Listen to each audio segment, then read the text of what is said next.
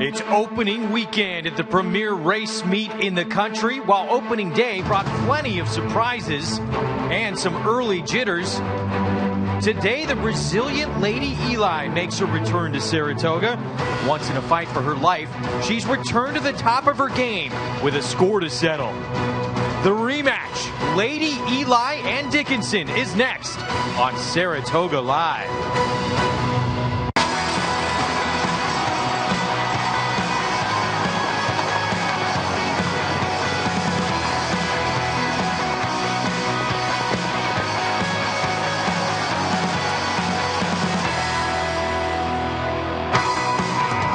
It's opening weekend. It's Saratoga fans pouring in to claim their spot for one of the best weekends in all of racing that includes the first grade one of the meet. Her comeback from a life-threatening disease has been even more remarkable than her jaw-dropping talent. Lady Eli back in action and trying to beat one of only three who's ever beat her, Dickinson, trying to prove her rally in the Jenny Wiley was no fluke. The buzz at the spa solving that Naira Betts late pick 5 riddle. No one was able to hit the sequence on opening day, which means a $105,000 carryover in the pick 5 for Saturday. We'll try and take a swing at that ourselves. Welcome to opening Saturday of the meet here on Saratoga Live. It is presented by Claiborne Farm. 100 years of doing the usual unusually well. Tremendous day of action coming up on this Saturday afternoon, and it is packed to see one of the greats in the game with amazing star power make what is going to be likely her last start ever here at Saratoga. That would be Lady Eli. Greg Wolf alongside former New York Met, Los Angeles Dodger Paul LaDuca. Great to have Paulie aboard on the team here. Just joined us yesterday. He's going to be with us all meet long. Of course, Gabby Gaudette, she had no choice but to get into this game, growing up from a family of trainers. Paul, you know how special this meet is, though, but when a horse like Lady Eli captures the imagination of everybody, not just from her talent, but what she came back from, days like this are special at a racetrack. Well, you make a great point. She's about a length away from being undefeated at 11 for 11. She's got 3 Grade 1 wins, and she's going to go for her 4th today, but she hasn't had one here, and I think it will be special,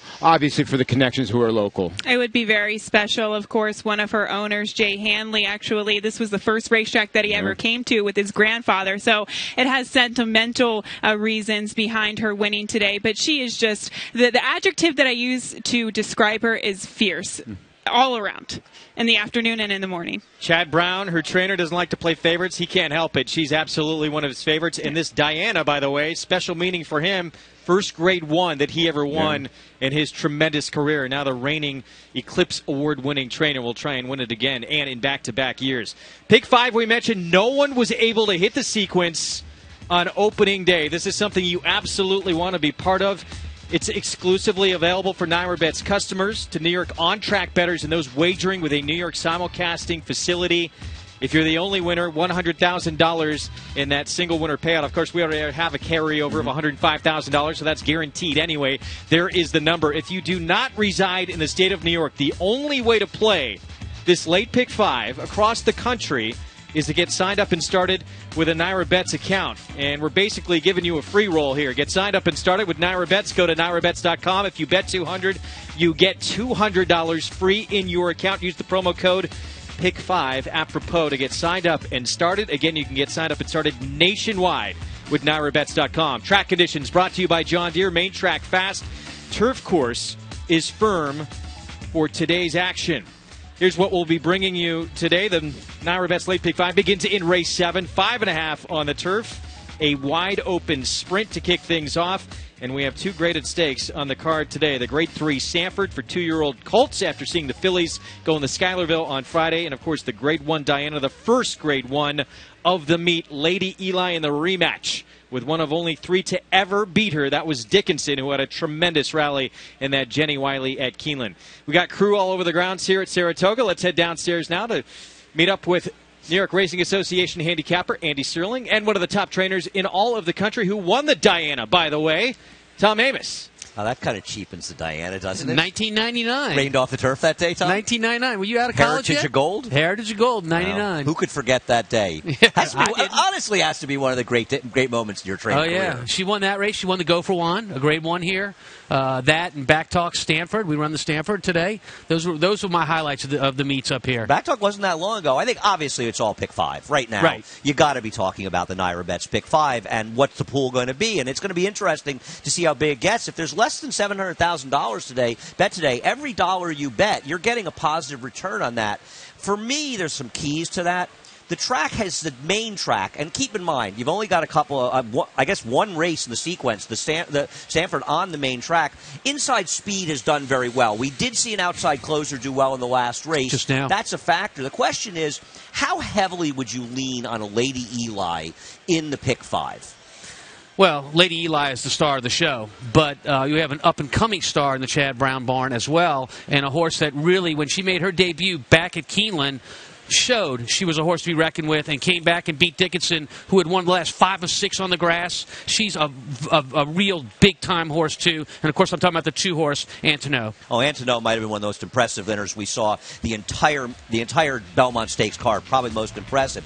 We started out with a humdinger, and I'll tell you, the first 2 races in this sequence, this is what racing at Saratoga is all about. Horses coming from different parts of the country and meeting up, and this is a wild turf sprint. 2 horses, 7-2. It's tough to see anybody even that short in this competitive race. Yeah, look, that's what creates value. These horses that come from all over the country, and they're in this gumbo type of race, a little bit of everything, and value is to be had. We saw it yesterday with these turf races. Big-time prices, horses that had legitimate chances paying $16, $18, $30. Absolutely. I'm against the favorite in this race. And one of the nice things with the shippers coming in is how do they look, how do they ship over, and there's nobody better in the business to talk about that than Maggie Wolfendale. Well, actually, Andy, taking a look at the 2 stakes here today, you guys touched on some of them, and hey, it's pretty cool that Tom Amoss is aboard for the show, and he's won both of them. We'll take a look at the Sanford as we'll see a matchup between Admiral Jimmy and Direct Dial here. They hooked up in the Tremont back at Belmont, and looking at them here today, well, they're going to have to compete against a horse named Psychoanalyze. He was impressive to me for trainer Brian Lynch as he took down his maiden field. So we'll see. It's an interesting matchup. Todd Pletcher looking for his 7th Sanford win, while Steve Asmussen and Brian Lynch looking for their 1st. And then the 2 Chad Brown trainees, that's Lady Eli and Antono. It seems as though Chad thinks a lot of Antono, though, as he's been working both of these horses together in the morning. So it's Lady Eli's show, but Antono, pretty nice backup singer as well. Greg? All right, Maggie, thank you. Yeah, dealing with her stablemate, who was just absolutely electric in the Just a Game, Antono for Chad Brown, who, by the way, as a 2-year-old, was considered one of the best 2-year-old so now fillies I have no time to look in at all of France. So we get to the pick 5 coming up. We're 17 minutes away from race 7.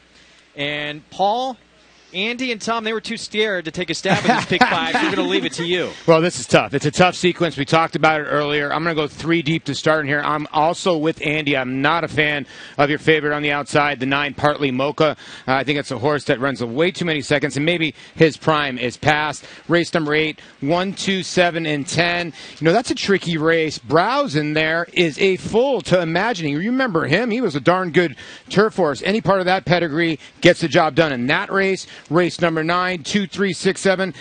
Well, if I would have watched the races earlier today and not put this earlier today, I would have used Psychoanalyze. The rail way better today than it was yesterday. Yes, I like Kadura. The only reason I don't throw Antono in the race, Antono carried 113 pounds last time out. Lady Eli's the horse to beat, but I think Kadura is the sneaky one. And then in race number 8, the last race, the 11th race, the 8 super fast, David Jacobson off the claim. I love the work. 41 breezing. Greg Wolf, I could work 41 breezing. You probably still could, right? We'll see. I'm so excited to see Antono come back. Chad Brown said of her in that Just a Game, he said, I don't think I've ever had a horse in my training career come home that fast on turf at any distance, at any level. Granted, she was getting some weight, but she was sensational. Just a little bit faster than 21 seconds is what she came home in. I think that's a bold single. I think it's a very aggressive strategy that you took in the pick 5, but I like your ticket. To me, I thought it was a very bold single in the final leg, because the first leg and the final leg in the pick 5 I thought were probably the two toughest. Well, first things first, getting through race 7, 5.5 on the turf. That is a look at the current favorite here, Partly Mocha, in a wide open group. Let's send it back to Maggie for more. And Greg, you said it, wide open group, and oftentimes in these 5.5 turf sprints, very few lengths separates the horses at the wire. I'll check in with one, though, that drops out of the grade 3 Jaipur, and he ran behind the world record holding Disco Partner, who came back to win as well in the Forbidden Apple. He did finish 11 1/4 lengths behind him, but Canadian Flyer finds a little softer company here today, and he's really kind of the one that took my attention as he walked into the paddock here. Great energy once again.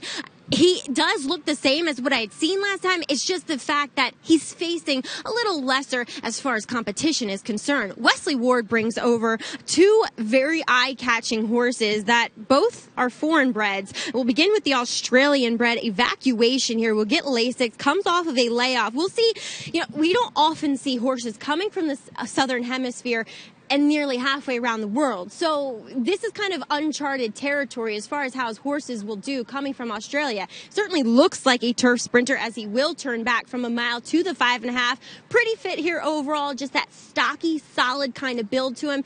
He may very well need this race, though, given that layoff. Now, on to Wesley's other horse on the outside. That's number 12, High Hours. He will try his hooves on the American turf for the first time, as he was reined off at Arlington Park last time. This guy is so solid. He's so well muscled. He looks like an out-and-out turf sprinter. He's dappled head to toe. Just another one that really kind of piqued my attention, that might offer some value from that outside post. He's currently at 9-1. Greg? All right, Maggie, thank you. So maybe a price play to touch on there. Meanwhile, Wesley Ward, always dangerous, especially in sprints. Guys, what do you think about Evacuation? Tough read. I actually picked Evacuation on top here, Tom, but I have a question for you. Evacuation was put in a sale in Australia, and he had a $150,000 reserve. He didn't meet it. I believe he got $105,000. So the original owner has kept him. They've sent him over here, and he's putting Lasix on. Do you make anything of that? And if so, what do you make of that? So, I mean, look, Australian racing from down under is not my forte. But if you don't meet your reserve, it either means you have a high opinion of your horse and the public doesn't, or there's something that was just not exactly right with the horse to bring what you thought he would bring. Either way, I think you have to look at the tote board with a horse like Evacuation, who's never run in the United States, and see if money is showing. If he is all that they think he was going to be, I think he'd be lower than the 5-1 odds we see on the board. I do. Even in this competitive field, see, I'm going to disagree. I think he's very live at 5-1. The Australian turf sprinters are good. I mean, they're actually, you could argue, I think they're stronger there than they are over in Europe. So, I think that's their forte, the sprinters down there. So I think they might be the best in the world. They have a $10 million turf sprint coming up that's sort of a tiered race. Now, let's talk about, I think, the 5 horse we're moving to, or the 9, Partly Mocha, who you like. I'm not saying Partly Mocha can't win, but in my opinion, he has had 2 extremely favorable trips. Getting to the rail in both of his last 2 starts, he was in an uncompetitive race last time, the heavy favorite that won. He was the second choice, and everybody else was a huge price. I don't think he did that much running. Can he win? Absolutely, but I think he's a bad gamble at 3-1. Well, there's some negatives here. The negatives are that this is a horse that's dropping in for a claim for the first time, and I find that suspicious, as well as a horse that's done a lot of traveling. Ran at Churchill Downs in June, went all the way down to South Florida in July, and here he is 3 weeks later up in New York. And that concerns me to some extent. But when you talk about his trips, I'll push back on you. He chased a lone speed horse in his last start who was the heavy favorite. Never was going to catch him in any way. And the race before at Churchill Downs, he actually was stuck along the rail for a while and then angled out, and I thought he finished very well. Here he is. I disagree. I think that he got a great ride, and he was able to angle out very smoothly in here. He wasn't stuck on the inside. He got out. He had his room. And well, if he wasn't stuck, why did he keep his course on the inside? But even if he had won the race, would you say he ran particularly well? He had time to get up, and he's always been a horse who's had some trouble in the winner's circle. Now, he's not running first time for attack. He ran for 40,000 a year ago March. He was, I think, claimed maybe even out of Saratoga. Tom, I don't want to split hairs. He can win this race. I just think he's a horrible gamble at 3-1 in this kind of competitive race. He's had 2 good trips. He wasn't winning last time, I don't disagree, but the horses behind him were uncompetitive, and none of them would have a prayer in this race. Yeah, look, all I'm saying here is you better be a part of your pick 5 ticket because he has a chance to win. That's a fair argument. Depends how big you're going and where you're leaning. I think it's an interesting race. I think the 5 Canadian Flyer is a big-time player in here. Canadian Flyer, the 5, chased the fast pace in the Jaipur. That pace completely incinerated. The horse who set the pace, Pure Sensation, blew out a field in the turf sprint the next time. He's taking a big class drop, and he's going to be forwardly placed. I think Canadian Flyer is the most logical of the horses that have been running in this country. Look, Canadian Flyer 2 back ran in this exact condition, was beat by a horse named Loose on the Town, who came back and won the next level allowance race at Belmont, which says a lot for him, and certainly he is a horse that fits in this spot. But you still haven't gotten to the one I like. Well, let's get to the one you like, Tom. How about the 4, Grand Candy for Steve Asmussen? This is a horse that had a very wide trip last time. Although he did get out finished, I thought he ran further than everyone else. He's in the right spot, putting in for a claim today. He's already won this level allowance, so he has to do that, and I like the switch to Javier Castellano. I'm with you. He was wide while Partly Mocha was on the rail as the horses are heading to the racetrack. All right, so here comes our post parade. By the way, you see that Naira Bets late pick 5 current pool at $203,956. That does not include the carryover from opening day. So we are actually close to $310.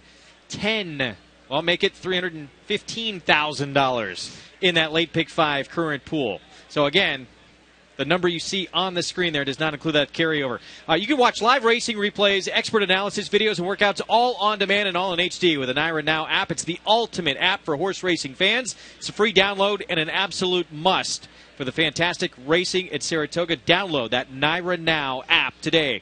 Here comes our post parade for the start of this late pick 5. Ray's Warrior kicks things off. We'll break from post 3 for Rudy Rodriguez. Gelded a couple starts back, been hot at the claim box, gets back on the turf. The one time on turf, got left at the gate and does have speed. Sandy's Slew will get the rail for Rich Schosberg and Junior Alvarado aboard. Has unfortunately caught soft goings in his past 3 starts. Last time he was on a firm going, he won. Second start of the year for the 3 Spring to the Sky, Joe Bravo and Bruce Brown. I think the surface will help him out a little bit better. Does have 2 of his 8 wins here at Saratoga, but a long shot. Grand Candy, the 4, trained by Steve Asmussen and Javier Castellano in the irons. Big get with Javier Castellano in the irons, looking to turn the tables on Partly Mocha. Maggie mentioned Canadian Flyer faced world record holder at 6 furlongs on the grass, Disco Partner last start, Bill Mott and Jose Lizcano. Yeah, this is a major play. I agree with Andy. You even look farther back, almost beat Disco Partner, when second that day. And play the 6 Louis Saez Thomas Bush coming off a win. Started his career off in the maiden claiming ranks, but slowly but surely has been on the incline. 4-year-old Evacuation sent out by Wesley Wood for his state's debut as John Velasquez aboard. The Australian bred with a Kentucky pedigree. Tail of the cat on the bottom side. An unknown here. Tough read at 5-1. And look out, Dwayne Lucas. He's already won today. Did so with a 2-year-old in the maiden race, Joel Rosario aboard. Started his career off going long on the turf. Tried the dirt. Looks like he's found his niche sprinting on the turf. Partly Mocha, Jose Ortiz with a couple of wins today. This one from Mike Maker. You can't take this one. The only 2 wins this year at Sam Houston. This is Saratoga. And Vici is the 10. Irad Ortiz Jr. for Ben Colebrook. Almost got the victory last time out, but I'd say this is a little bit of a tougher spot than last time. Irad Ortiz Jr. just won the last race. And here is the 12, the other Wesley Award runner with Paco Lopez aboard High Hours. Has to work out a trip from the outside, but surely isn't impossible. Yeah, he was a multiple Grade 3 winner in Brazil, but as Paulie said again, this is Saratoga. Yes. So again, $223,000. Add to that $105,000 in the carryover. So $336,000 in that. NYRA Bets late pick 5 pool. Is today the day that you hit the pick 5? It could be a life changer. Final decisions, make them quick because the first leg is coming up. We'll be right back.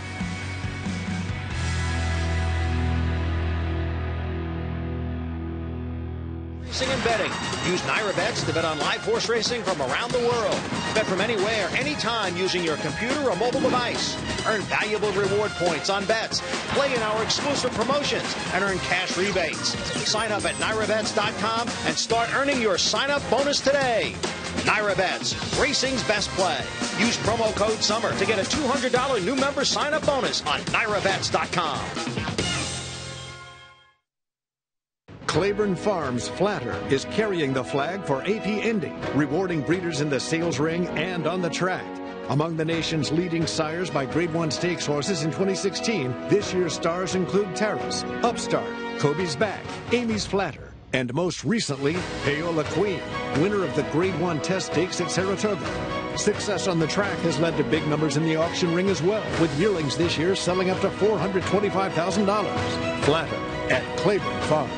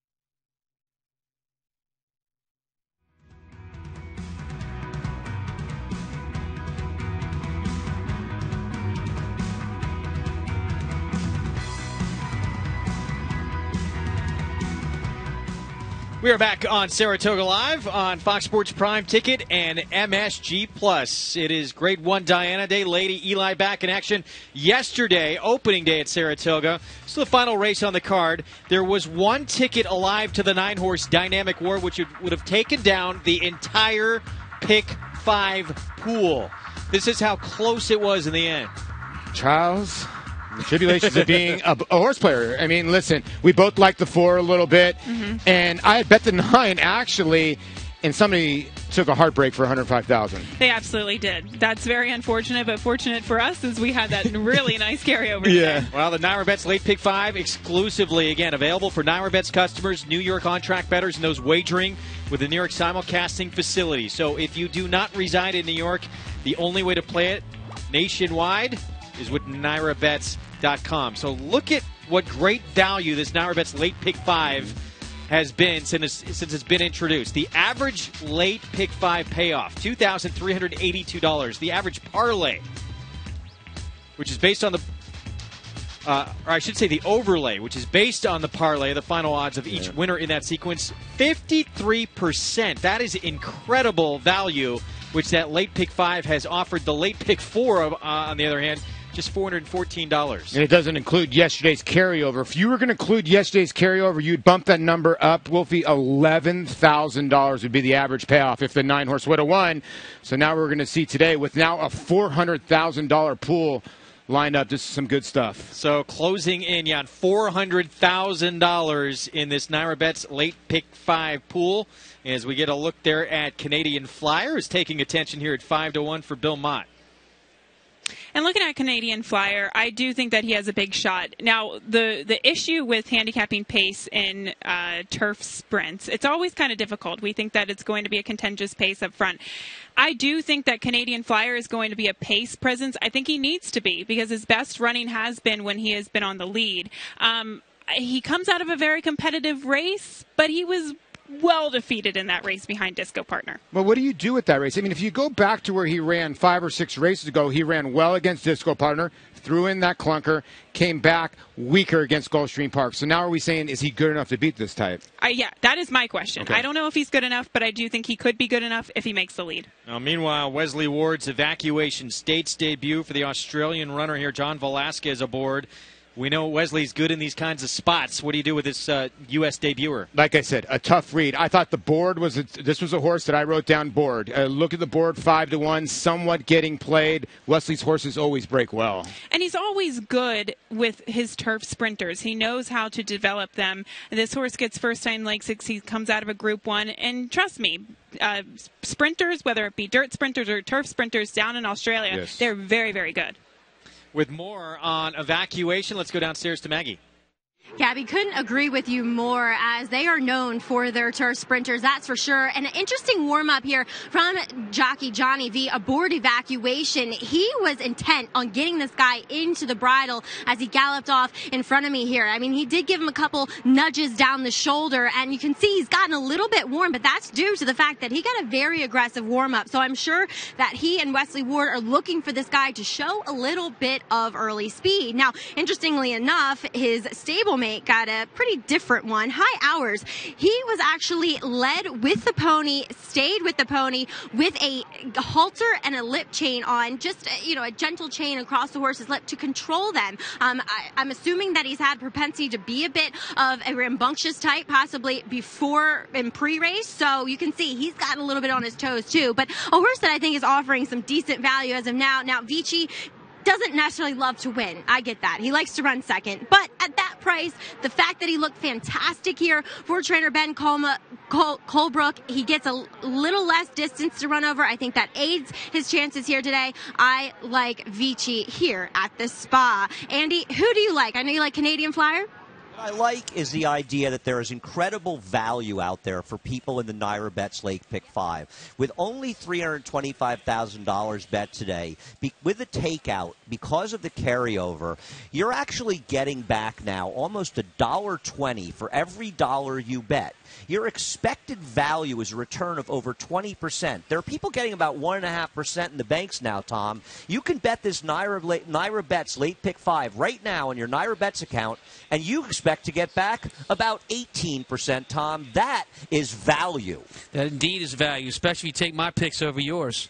We haven't talked about how this race sets up. There's a lot of speed in this race, and I know we're talking about Canadian Flyer, the 5-horse, quite a bit, but there's other speed, and you might even characterize Canadian Flyer as one-dimensional, and I don't think he can make an easy lead here. The 3-horse Spring to the Sky, as well as the 8-horse of D. Wayne Lucas and Indy Hill, are going to show speed as well. Greg, what do you think about that?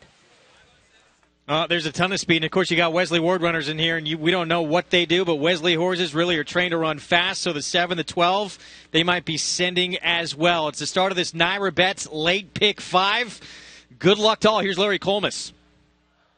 And away to a good beginning here. It is going to be Ray's Warrior who goes out to the early lead. Canadian Flyer's got early speed too. And then it's High Hours on the outside. Indy Hill came out running in 4th position. Something's gone wrong with Evacuation, who's really dropping back through the field there. Vici is running in 5th. Now 5 lengths off the lead. End Play is next. Then comes Grand Candy, followed on the outside by Partly Mocha. Sandy Slew is next. And then it's Spring to the Sky. And Evacuation trails the field through a 21.43 quarter. Moving around the far turn. Ray's Warrior, the leader. Canadian Flyer. On the outside comes High Hours, and Vici is moving 4 wide on the far turn as they come toward the top of the stretch. Canadian Flyer, High Hours. These two are 1-2 as they turn for home. On the outside comes Vici in 3rd. End Play. Partly Mocha to the outside. Indy Hill is down toward the inside. Center of the course, Spring to the Sky is finishing on and up the rail. It's Grand Candy too. It's a driving finish down to the wire, and it's going to be a photo photo finish. A head bobber, and I think it was partly Mocha. Vici was right there too, spring to the sky in that photo with Grand Canyon end play, and a final time of 1 minute, 1.57 seconds. Partly Mocha takes race 7. That's 3 wins today for Jose Ortiz. Very impressive. We saw in the first stage of the race, we saw all of the 1, 5, and the 12 kind of trying to battle it out on the front end, and a very patient trip by Jose Ortiz. The pace did appear to kind of collapse in front of everybody. Looked like a cavalry charge to the end, but he got the better of it.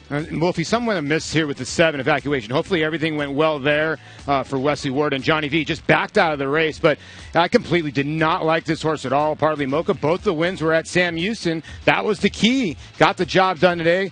Good call by you, Gabby, and gets the job done. I think it a little bit of overlay. Well, no, ends up being 7-2 right on the line. Yeah, it did go off as a post-time favorite, 7-2. It is a photo for the win. It does, though, look like it was partly Mocha. Guys, in the end, favorite on the board starts off this late pick 5, it looks like. I think the 3 horses, Tom, that hit the wire together down at Churchill Downs, partly Mocha, Vici, and Grand Canyon actually ran 1, 2, 3 in this race. It was a very tight finish, and partly Mocha got the nice trip and got it done. The unlucky loser in this race that we haven't mentioned is Spring to the Sky. Yes, he got pace in front of him, but he was completely steadied out at the start, and he came flying the far outside. A little luckier, Tom, maybe he wins. Yeah, and I think maybe they found a new style with Spring to the Sky. Sometimes when things go wrong for a horse and he runs a really good race, you're like, hey, we got to quit sending this horse and let him rate next time. Well, he's a horse that has a lot of speed, but he's also had some trouble getting out of the gate. He's an old pro. Partly Mocha gets it done, and I think he accentuates a point that you correctly made beforehand. I didn't like him, my 5th choice, but he's the kind of horse that's good enough to win, and you're supposed to have used in your Naira Bets late pick 5. I'm curious, guys, what that pool ended up. Yeah, we'll get that final number to you in just a little bit, but that number is getting awfully big up there. Big afternoon already with more to come from Jose Ortiz, last year's leading rider at the meet with 3 already this afternoon. We're going to take a break in the action. Lady Eli, one more go at the Spa, the Diana ahead. We'll be back. And they're off in New York. The premier state bred program in the United States. When you own a New York bred, your horse can run for more than $44 million in purses, restricted to registered New York breds. And the New York program pays awards to breeders, owners, and stallion owners when their New York breds finish 1st, 2nd, or 3rd at New York tracks. We have the quality. Cody, they won't catch Monin. Monin wins the February Stakes. You have the opportunity. New York breds. Get with the program. The best program. Change the way you watch racing forever with the new Naira Now app. Live racing in English or Spanish from a variety of camera angles, race replays, talking horses, race analysis, and a multitude of on-demand content, all in high definition. Naira Now is available on many platforms, including iOS, Android, Roku, Apple TV, Amazon Fire, and more coming soon. Download Naira Now today, free in the App Store, and start watching the best racing like never before.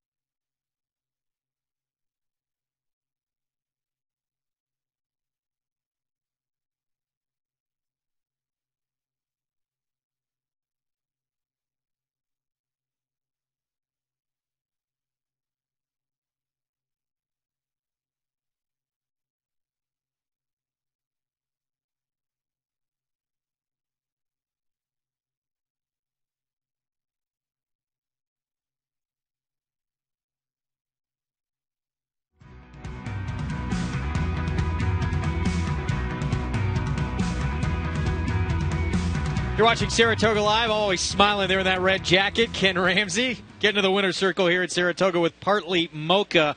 Jose Ortiz, all smiles as well. His third win today. Partly Mocha returns $9.10. Yeah, congratulations to the son of half hours. Gets his second win here at Saratoga. If you had that pick 3, not that bad. A little over $100.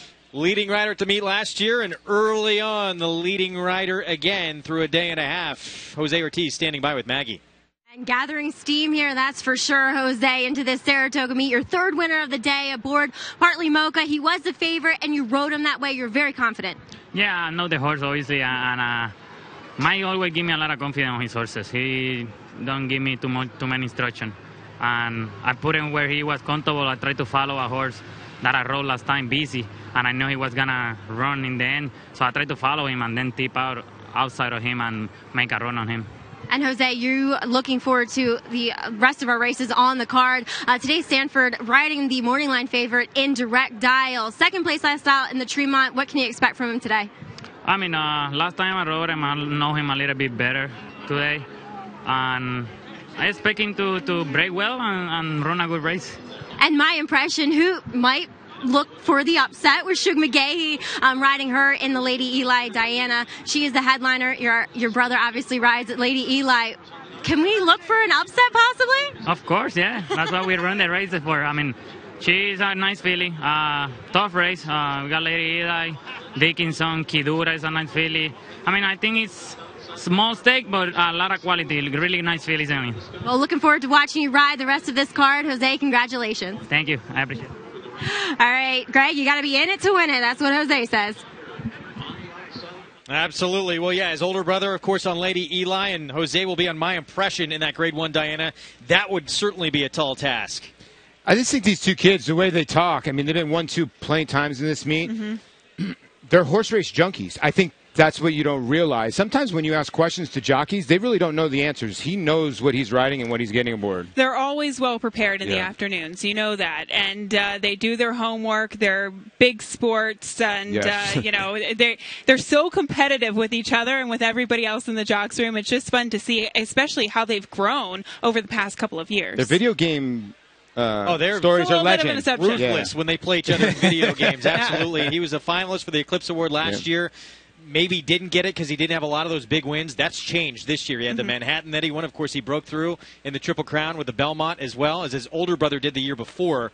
So maybe this year Jose Ortiz ends Javier Castellano's streak for Eclipse Award-winning rider. What's trending?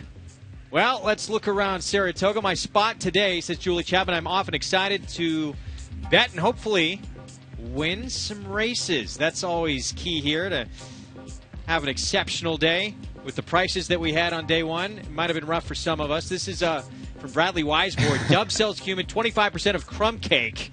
Those two always want to be on every deal together, even when they're having pastries. Mr. Dub, our leading owner. Wheeling and dealing. That's a little funny. A little jab. I like that. That crumb cake looks pretty good, by the way. And Paul LaDuca, that was yesterday. Thumbs up today. We take another swing. Yeah, you missed the caption on there. He ran faster than my horses today and yesterday so far. We need to work on some of my selections in the first 2 days, yes. I was walking into the office, and I turned a corner, and there the mascot was. I gave me a little bit of a fright. What's his but he's name? Awesome. Gallop. That's the name? Yeah. Oh, okay. Tell him G. I'm going to set up maybe a race with Paulie and Gallup head-to-head. You can get social with us. Here's all our Twitter addresses. You can find us online, and we're pretty good at getting back to everybody, too. Yeah, we like to be interactive. We want to you to be part of this show. Give us your selections, maybe give us your thoughts as well, and take a little have fun and poke at us like Tom and Andy like to do all the time. Yeah, be sure to follow and give a hard time, especially to @Andy Serling. I'm with you there. All right. I condone that. She's still coming up later in the card. Grade 1 Diana and Lady Eli looking to win at Saratoga for the first time since she made her debut. That's been her only win here at the racetrack. And, of course, it's a lot of anticipation surrounding today and her tackling foes in the Grade 1 Diana.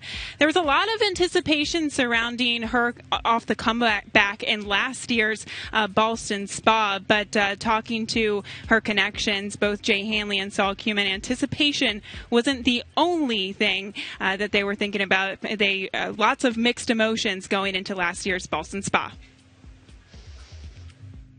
we were so devastated after she lost.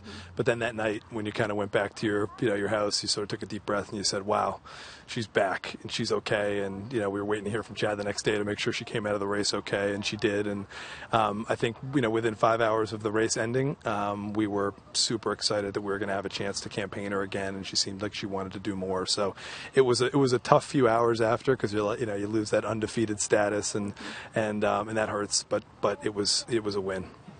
Now, Jay, I know Saratoga is pretty special to you. You were just mentioning that you've come to the track many a times. It was actually your first track that you came to with your grandfather. Yep. How would it be if she gets a victory again here at Saratoga? What will the emotions be like for you? Oh, I mean, the emotions are running really high for me. I think obviously for both me and Saul, but for my whole family, this is the first track I ever went to. All my mother's side of the family grew up here.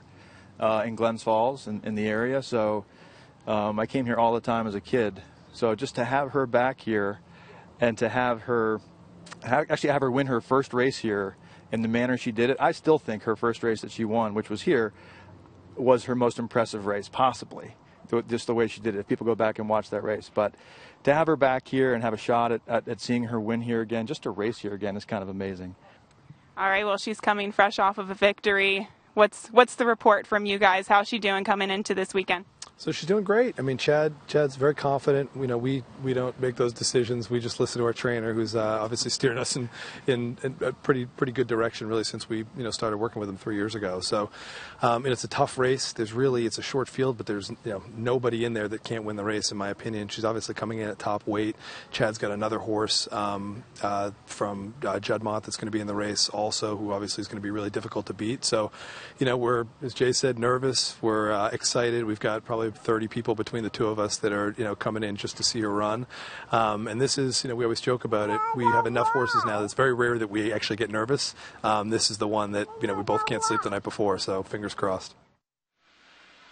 Well, what a day or a way to get introduced into the game. Saul Cumin, Sheep Pond Partners. This was the first horse the partners bought together, and she has turned out to be an absolute superstar. 8 for 11 in her career, ahead, a nose, and 3/4 of a length away from perfection. And Chad Brown, Andy, Tom says every time that she steps onto the track, we're reminded exactly of what she has had to overcome. She's been remarkable. No, it's a remarkable story, and she's a remarkably talented racehorse. And it's an interesting horse because she can make a run from well back. But when the situation dictates itself, as it did in her 3-year-old debut, and as it did last time in the Gamely out in California, if you're concerned about alone speed, she has the speed to sit at a very honest pace and still finish. And that's the sign of a real special talent. And it's a sign of a horse that's going to win this type of race at Diana, because you really have to search for speed in this race. The major players in here, Antoneau, Lady Eli, Dickinson, they would all prefer to sit off the pace and make a little punch at the end. But I think of those three, Lady Eli is the most precocious and can position herself better. Yeah, I actually disagree. I think that if Dickinson was mine, and we'll talk about it more later, I would center the lead.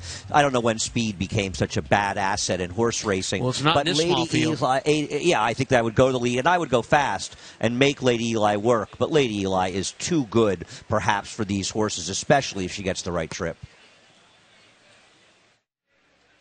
We'll see if she can collect the 5th Grade 1 of her career coming up in the Diana. You can earn $100 for Travers Day with a Saratoga bankroll builder on Naira Bets for the next 5 Saturdays. Bet $50 to win in the selected Saturday stakes and earn $20 toward a Travers Day bankroll. Today's stakes is the Grade 1 Diana. All the details at NairaBets.com, the official betting site for Saratoga Racecourse. By the way, that final total pool size for that Naira Bets Late Pick 5, $453,881. Coming up next, it is the Late Pick 4, which we cannot wait for. The Sanford, the Diana, both part of it. We'll be back with more Saratoga Live next.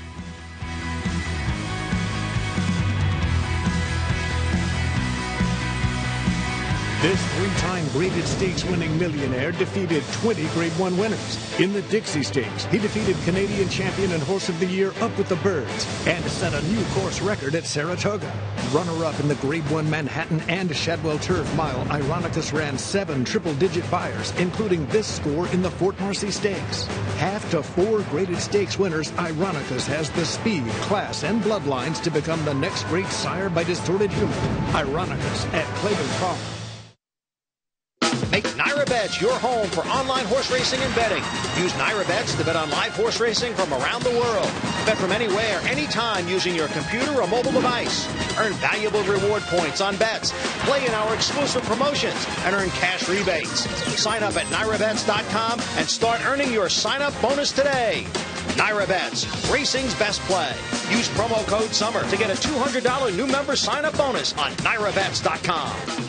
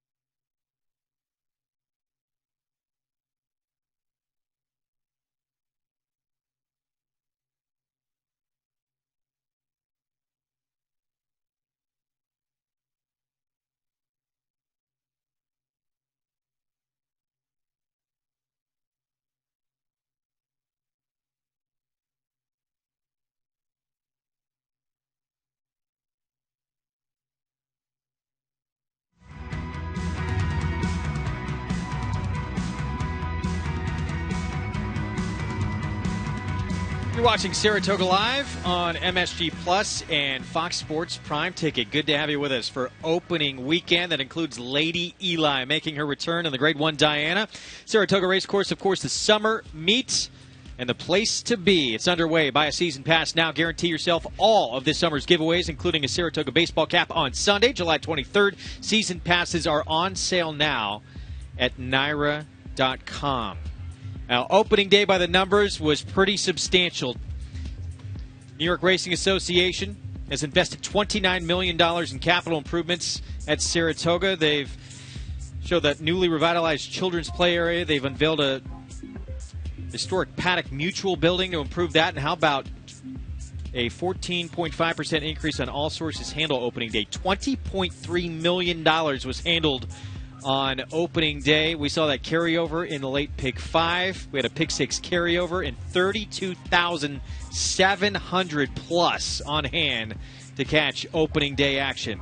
The late pick 4, it begins right here. We're 15 minutes to post. Let's get downstairs to the paddock with Maggie for more.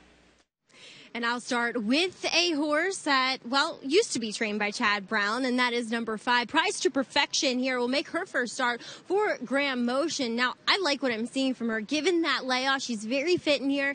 She is literally dappled head to toe. You know, I'd love to see that with her. And I just like what I'm seeing from her. I would not be surprised if she can get back to her good races as she does drop out of that Commonwealth Oaks at Laurel back in September. Now, on to one of 2 of the Chad Brown horses. That's number 1, Volatility Index, and you couldn't really ask a race to be written any more pleasingly than it is for Volatility Index. She gets the 1 hole. She has speed on the inner turf course going a flat mile. To me, that spells victory. She looks fantastic here. She's very healthy. She carries her weight well. I love to see that with these young fillies. And there's no doubt that she has some talent. Obviously, she's never been worse than 2nd in her young career. And then looking at a price horse towards the outside is number 11, Now Power, who, yes, her last 2 efforts have not been good, but she was off the turf last time in her first race back off of a long layoff. She looks like the Now Power of old, at least the one that I had seen last summer here. She is really nicely on the bridle. She was dragging her groom into this Saratoga paddock, and she looks that much more fit for having that off the turf race under her belt. I wouldn't be surprised if she, too, can get back to some of her better races here at the spot, but this is a deep field, and for more trying to decipher this field, we'll throw it over to Andy and Tom. Thanks a lot, Maggie. This is an interesting race. I find the mile turf races on the inner turf course here to be very tricky. Hard to get a handle on how they're going to be run, how's the speed going to be run. The interesting horse, the wise guy horse, that all the trip players like is the Seven Brows. A horse who has a significant turf pedigree, a half to imagining who won over $1 million in the turf. Got a curious ride last time, taken back to dead last by Joel Rosario, even though she could be the speed in this race if they ride her that way, and totally blocked in the stretch. Well, you're reading my mind. I think she could easily be the speed in here, and as far as the trip she had last time, she was taken back, the pace was very mild, and she really had nowhere to run. She was stuck. Terrible trip. Yeah, we'll see if they change their tactics here. Now, Chad Brown is a two-headed monster, and as Maggie alluded to, there's another sort of ex-Chad Brown lurking in the wings. Volatility Index on the rail is the heavy favorite at 2-1. First of all, I don't think anybody should be a heavy favorite in this field. It's a super tough race.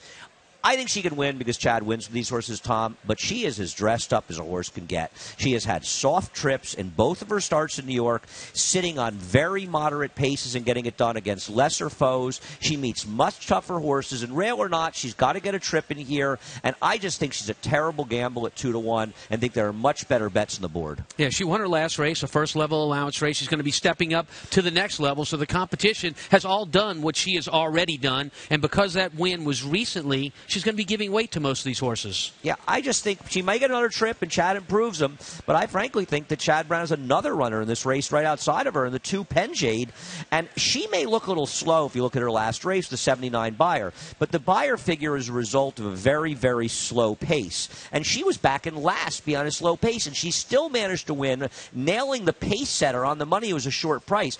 I think her form is much, much better than it looks, and she is a much better bet at 8-1 than the other Chad Brown runner at 2-1. Well, like the Chad Brown horse, the other horse, the one-horse Volatility Index, she also just won her first-level allowance race. She did it off a long layoff, 6 months, and could improve as she moves up into this spot. Well, let's look at some of her races last year. She lost by a half length to Sassy Little Lila. She was second last time out in a Grade 1 to Antono.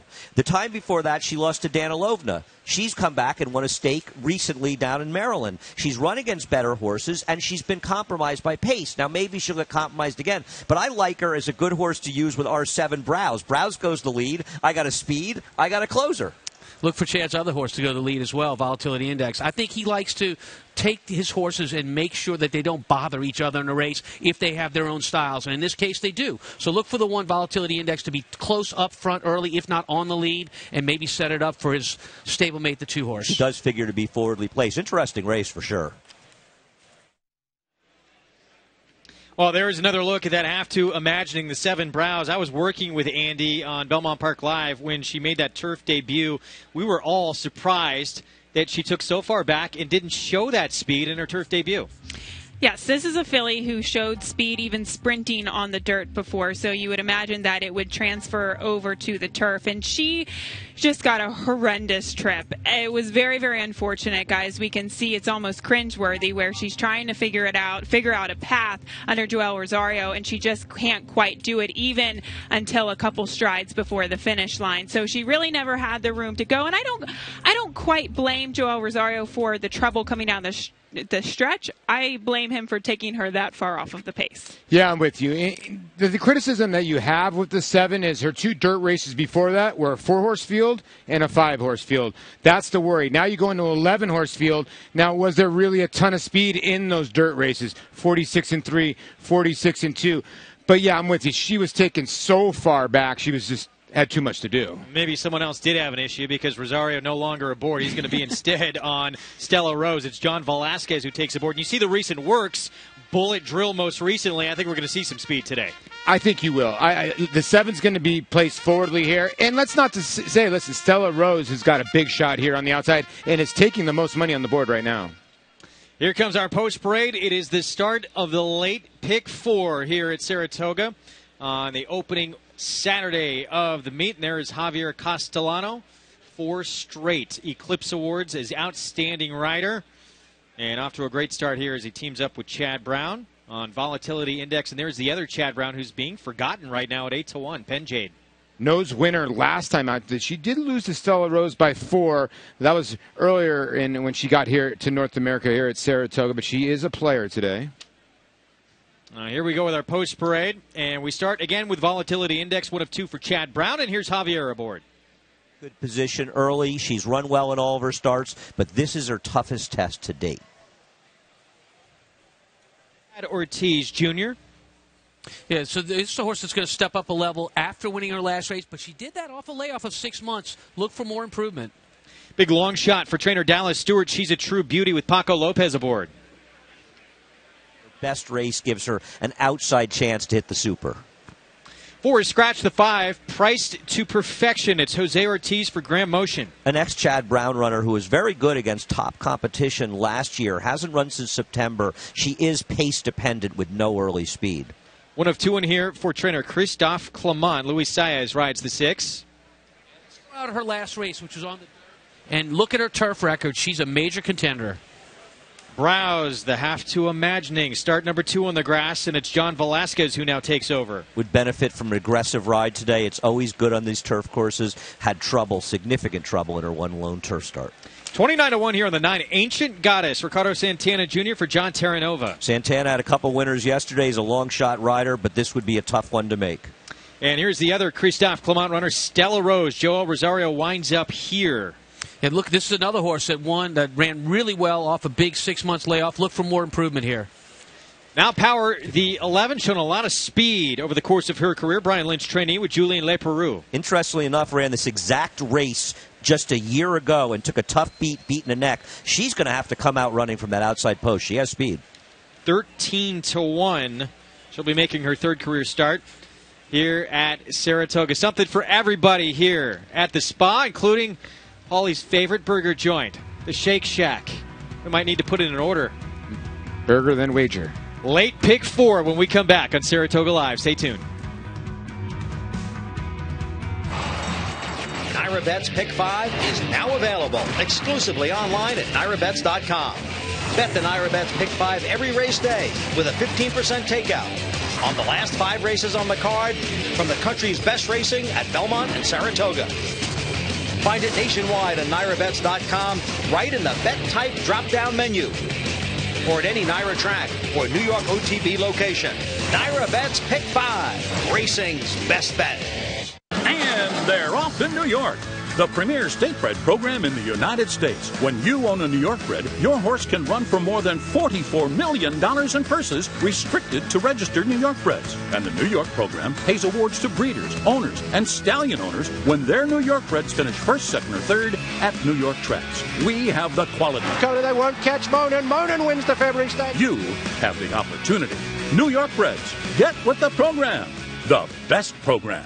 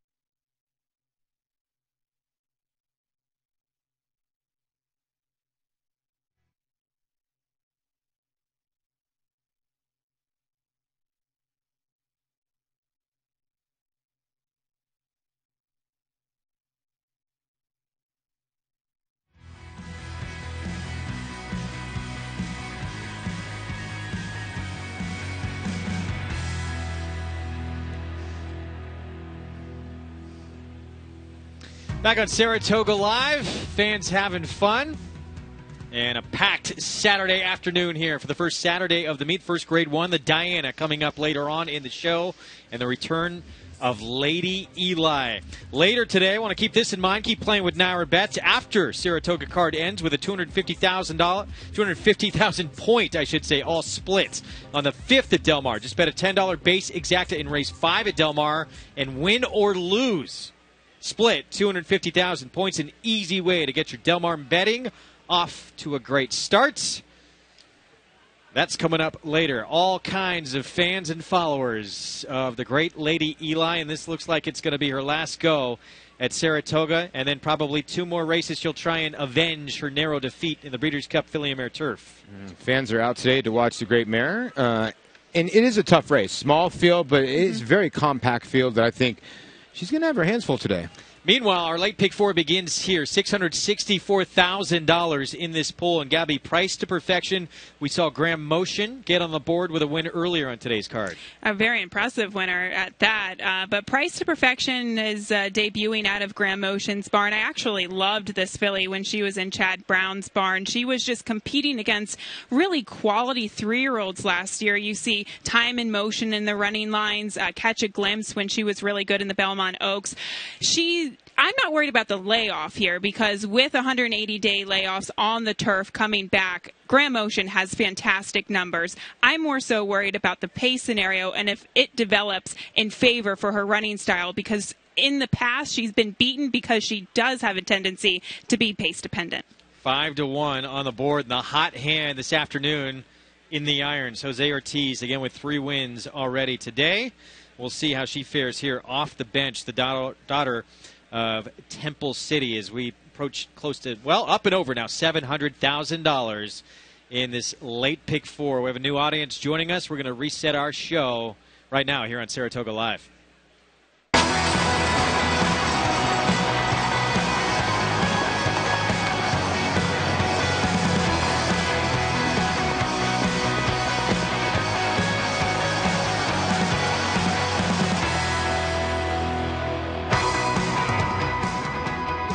Welcome to Saratoga Live, and those just joining us on Altitude Network. Great to have you with us for the opening Saturday of the meet here at Saratoga. It's presented by Claiborne Farm, 100 years of doing the usual unusually well. Greg Wolf, Paul LaDuca, Gabby Gaudette with you here upstairs. We have trainer Tom Amos, Andy Serling, and, of course, Maggie Wolfendale roaming the grounds for us as we get set for this pick 4 coming up. You can play along from home as well.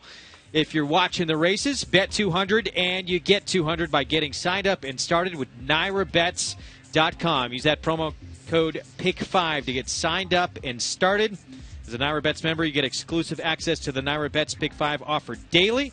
NYRABets is offered nationwide where you can bet on over 200 tracks, including, of course, the great Saratoga meet.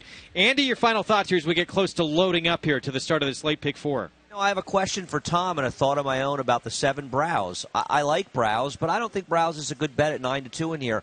To me, this is one I'd call an audible. I picked Browse on top of Penjade. I thought Browse would be 8-1 and Penjade would be about 5-1. I'd rather bet Penjade the 2 at 7-1. I think it's a better value play. You know, there's a lot of times I call an audible, horses' behavior on the track, things that make me change my opinion. But I just think Browse's last race was literally a test drive. And if it was, look out today. I have no argument with that. I think she has a very good chance today. I just don't think she's a great bet at 9-2. I think this is a tougher field than she faced last time, to be honest with you. But she obviously could have won last time the trip did her in. Yeah, no, and we've talked a lot about pace in this race, and I think it's there. Yeah, this will be an interesting race. In these mile turf races, the truth is, and it's kind of a cliche, but trip really is so important in these races. And that's why I hope Browse is forwardly placed where she can stay out of trouble.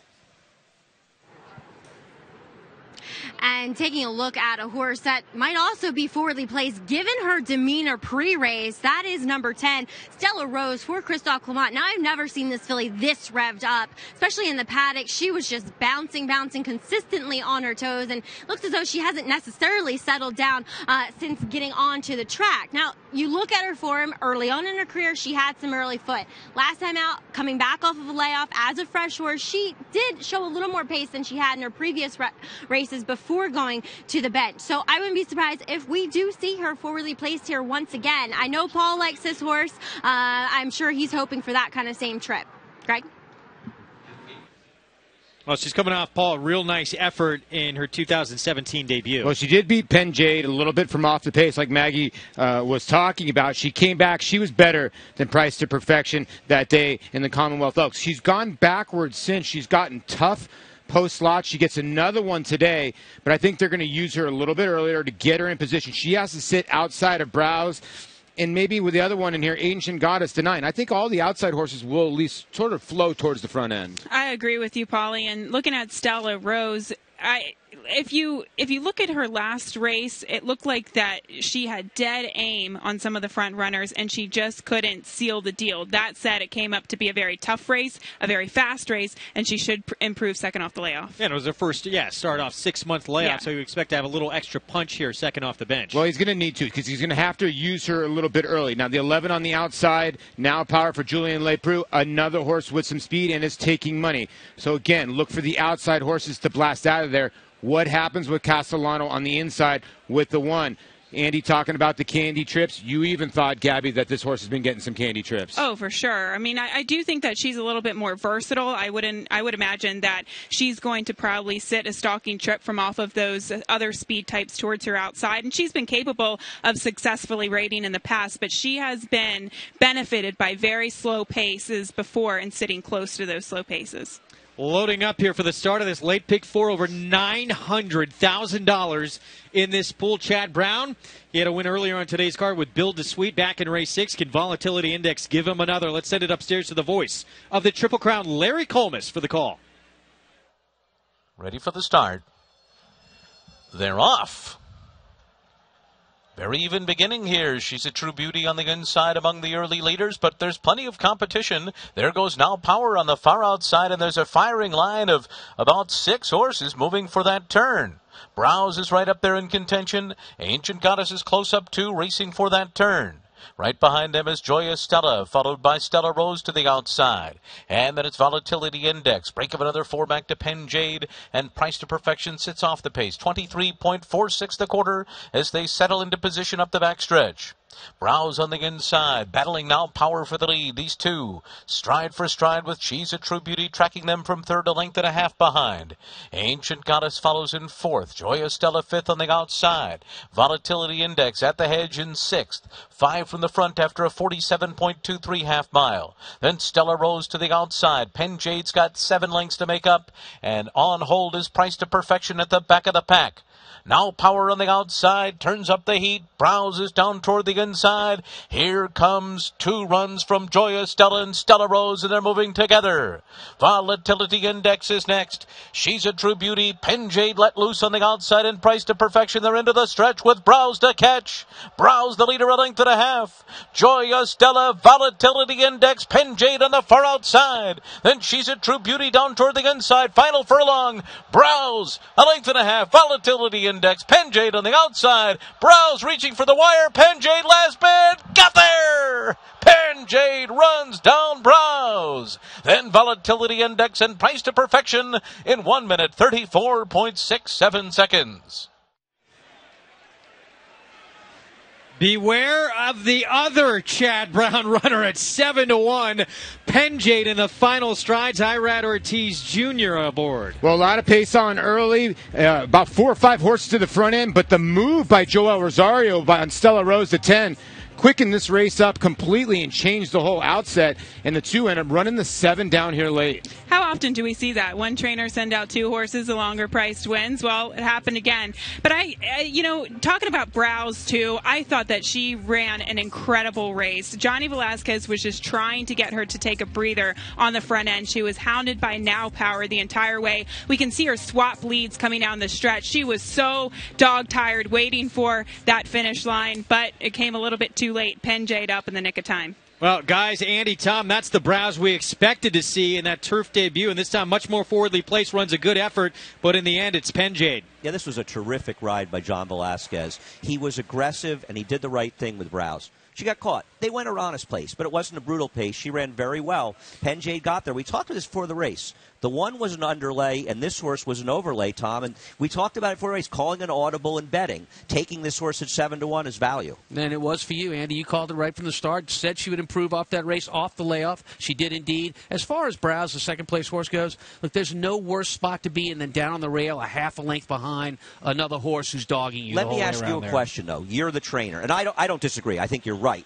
But wouldn't you rather be aggressive like that than take her back and have her go slowly and get caught behind the pace and get in trouble? I love Johnny's ride. In Win the or end, lose. you want her to turn to her pedigree. She's a half-sister to a millionaire, and if she was going to win, she was going to win. And she ran a terrific race in here. Did. I love John Velasquez's ride. I don't think he made a mistake. I think he dealt with the circumstances extremely well. Sometimes you don't win. It doesn't mean you gave a bad ride, guys. And we didn't have to wait long for the floodgates to open, seeing Chad Brown start winning races in bunches. Yeah, listen, the guy wins races, and the race was set up perfectly for Penjade. Browse runs the best in the race. You know, Volatility Index, when the 10 made that move, Stella Rose, Volatility Index, again, had no excuse, swung off that cover, and just got blown by her stablemate. But she was a little bit ranked going into the first turn. There were about a blanket of 6 horses going into the first turn, all vying for that lead position. She actually shuffled way back. We've never seen Volatility Index have to come back from that far back, whereas Penjade, I mean, she's a closer. Yeah, she is. And you can see she's starting to wind up here, and there you see the 7 right now. Browse starting to swap to that wrong lead. She just got a little bit tired at the end. You know, Johnny V, I'm with Andy. I thought he did a good job of clicking 24s after the opening to get to him to settle, or get her to settle, because after that first turn, a couple horses' races were over. The 10 got hung out wide. A couple horses had to pull out of there. The 11, who we thought was going to get to the front end, never even got there. So to me, I thought that Johnny V held his position, and Browse was giant. Just won the battle but didn't win the war at the end. At the end of the day, to me, Tom, a lot of it is how the races are run. Look at the first 4 finishers. Penjade from way back. The 1 from way back. Price to Perfection from way back. The only horse that came close to surviving the pace was Browse. She didn't win today, but boy, did she run well. Yeah, she gets a gold star for how she ran. And, you know, Andy, more on the grass. Are you pace-dependent and trip-dependent than in these dirt races? No, I completely agree. And Browse showed that she's a good horse, and she was unlucky last time. She has a win in her future, and probably soon. And you got to look at what a perfectionist trainer Chad Brown is. He wins this race, but he's sitting there talking with Javier Castellano, who was on his other horse, Volatility Index, for the Connections that won the Preakness Cloud Computing. You can see Johnny V right there, and if you look back at the wire, he looked over, could not believe he got run down. And I still think he's wondering what happened, because he looked right at Irad Ortiz and said, not another Ortiz, brother. And got me right at the wire at 7-1.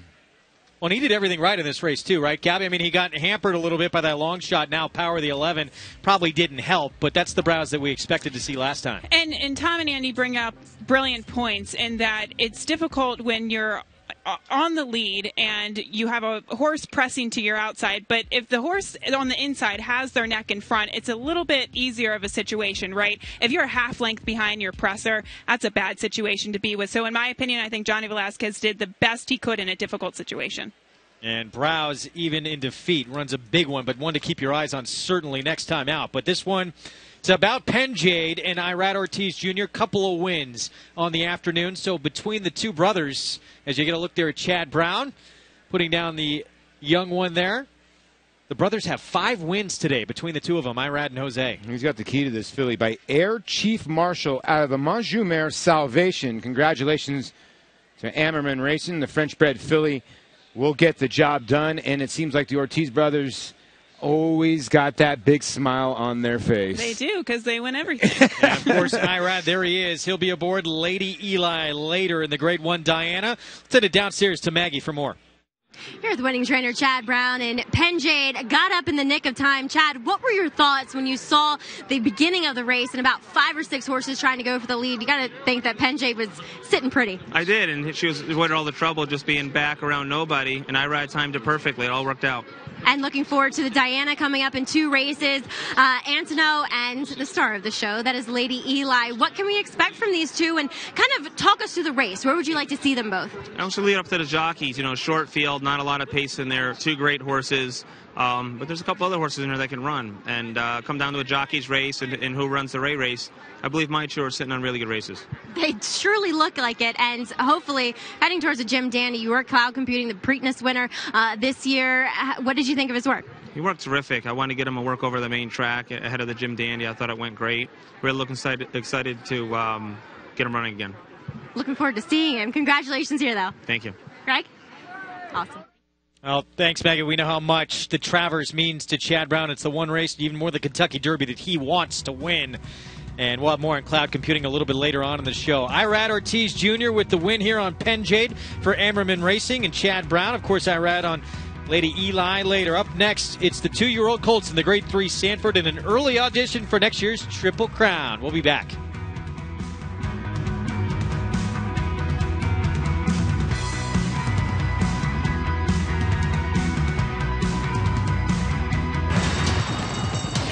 Change the way you watch racing forever with the new NYRA Now app. Live racing in English or Spanish from a variety of camera angles, race replays, talking horses, race analysis, and a multitude of on-demand content, all in high definition. NYRA Now is available on many platforms, including iOS, Android, Roku, Apple TV, Amazon Fire, and more coming soon. Download NYRA Now today, free in the App Store, and start watching the best racing like never before.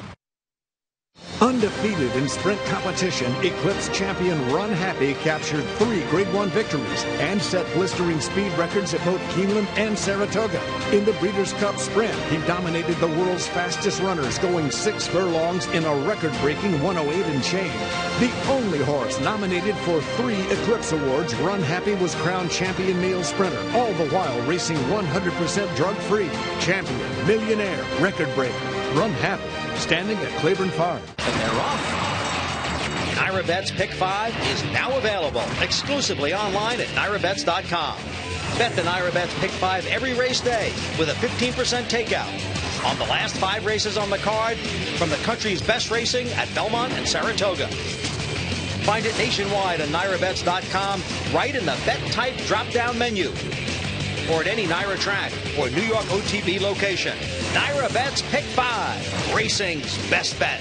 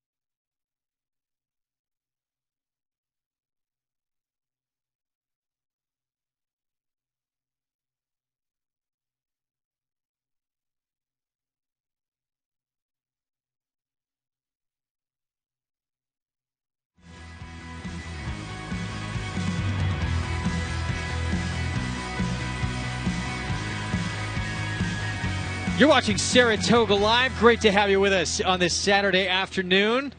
The Railbirds enjoying their time at the place to be here this summer for the premier meet in all the country. Saratoga, we're getting set for 2 graded stakes still to come. 2-year-old Colts in the Sanford, and see who could maybe stamp themselves as an early Triple Crown contender. Of course, always dreaming for trainer Todd Pletcher. What a performance in the Kentucky Derby. The dream did not continue onto the Preakness, but we're going to see him back here this summer in the Jim Dandy next, and then likely onto the Travers. Here's Todd Pletcher on always dreaming, working on the Oklahoma training track earlier. It's what we were wanting to do with him. You know, we felt like he needed a good solid breeze with a solid gallop out, and you know, I'm happy with the way he did it. Sets him up well for the race next Saturday? I think it does. You know, it's always a delicate balance when you're trying to freshen a horse up and have him ready for a race like the Jim Dandy. You know, you have to be fit and prepared for it, but you also want to hopefully have something to build on and something, you know, left in the tank for the Travers. So, you know, I think we've been able to accomplish that in the time off that we've had since the Preakness. A couple works he's had up here. He's adjusted well.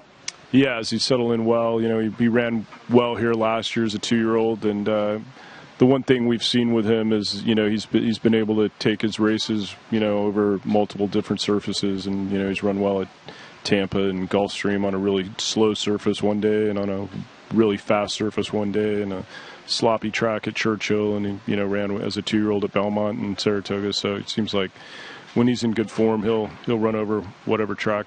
I mean, I think he's put back on some weight. He's kind of a sleekly made horse that he's never going to carry excess weight, but I think we were able to put back on some weight from the Triple Crown campaign, and so I think he's doing really well at the moment. Well, I was really pleased with Tappert. I thought for his first work since the Belmont, he was very good. I was surprised at how easily he worked and how strongly galloped out. He's really maintained his fitness level well, which makes me feel good about where we are for the Travers.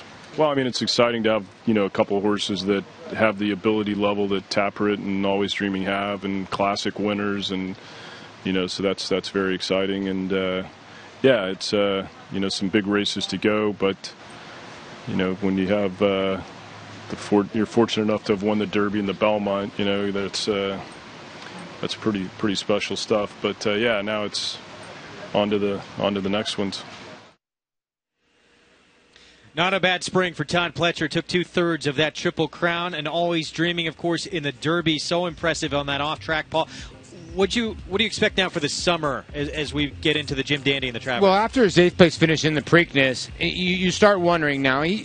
Coming into the Derby, it was him and Classic Empire were the two horses that were a little quirkiness. We knew they were the most talented, but he proved it on that day that he was talented. Then the Preakness day, he flopped a little bit, so now he needs to actually prove himself now. Exactly. Well, you were talking about their quirks, right? Classic Empire has had difficulties training in the morning, especially breezing in the mornings and prep for his big races. Always Dreaming, they had to call an audible going into Derby, and that they had to make an equipment change and give him the draw range just to harness his speed in the morning because he kept running off.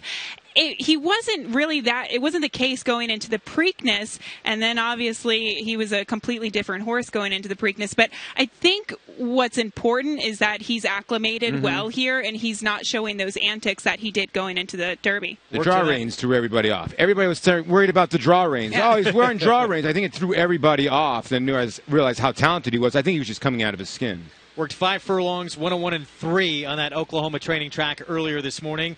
Also seen working for Chad Brown earlier this morning. Preakness winner, Cloud Computing. He went 4 furlongs in 48 flats. Your Preakness winner. There's a first Triple Crown victory, of course, for trainer Chad Brown. Here he is on the work from earlier this morning.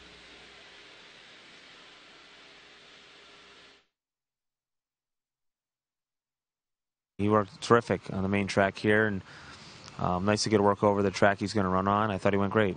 First work up here, what kind of signs do you look for when a horse comes to a track that they haven't been at recently? Just that he's moving well over it, and he was. I thought he galloped out extremely well, and he cooled out good. So, based on what I saw today in his workout, I don't see any reason why he wouldn't like Saratoga. So a 3-year-old race kind of open, for the championship this year. How exciting is it going into the summer with, a horse that obviously has a chance to claim that top spot? It's very exciting. It seems like it's wide open right now. It's a handful of these colts that look like, if they have good second half of the season, could win it, like you said, and he's one of them. So it's exciting. Well, Andy, it seems like this could be the year that Chad Brown finally wins that race that he covets so dearly in the Travers. I agree. I believe very strongly that Cloud Computing, obviously, stay sound. They have to stay sound, Tom. But if he does, that he is going to be the best 3-year-old colt in the country. I think it's really underrated what he accomplished. He made his debut the second week of February, and in his 4th career start, he won the Preakness. It's onwards and upwards for this horse. He has tactical speed. He's not going to be compromised. I think he's going to win the Travers, and I think he's going to be the best 3-year-old in the country, Tom. Yeah, and he's a fresh horse. I mean, he won the Preakness, and they said, you know what, we're going to pass up the Belmont. Their goal all along was to try to win the Travers, and so they're pointing towards it.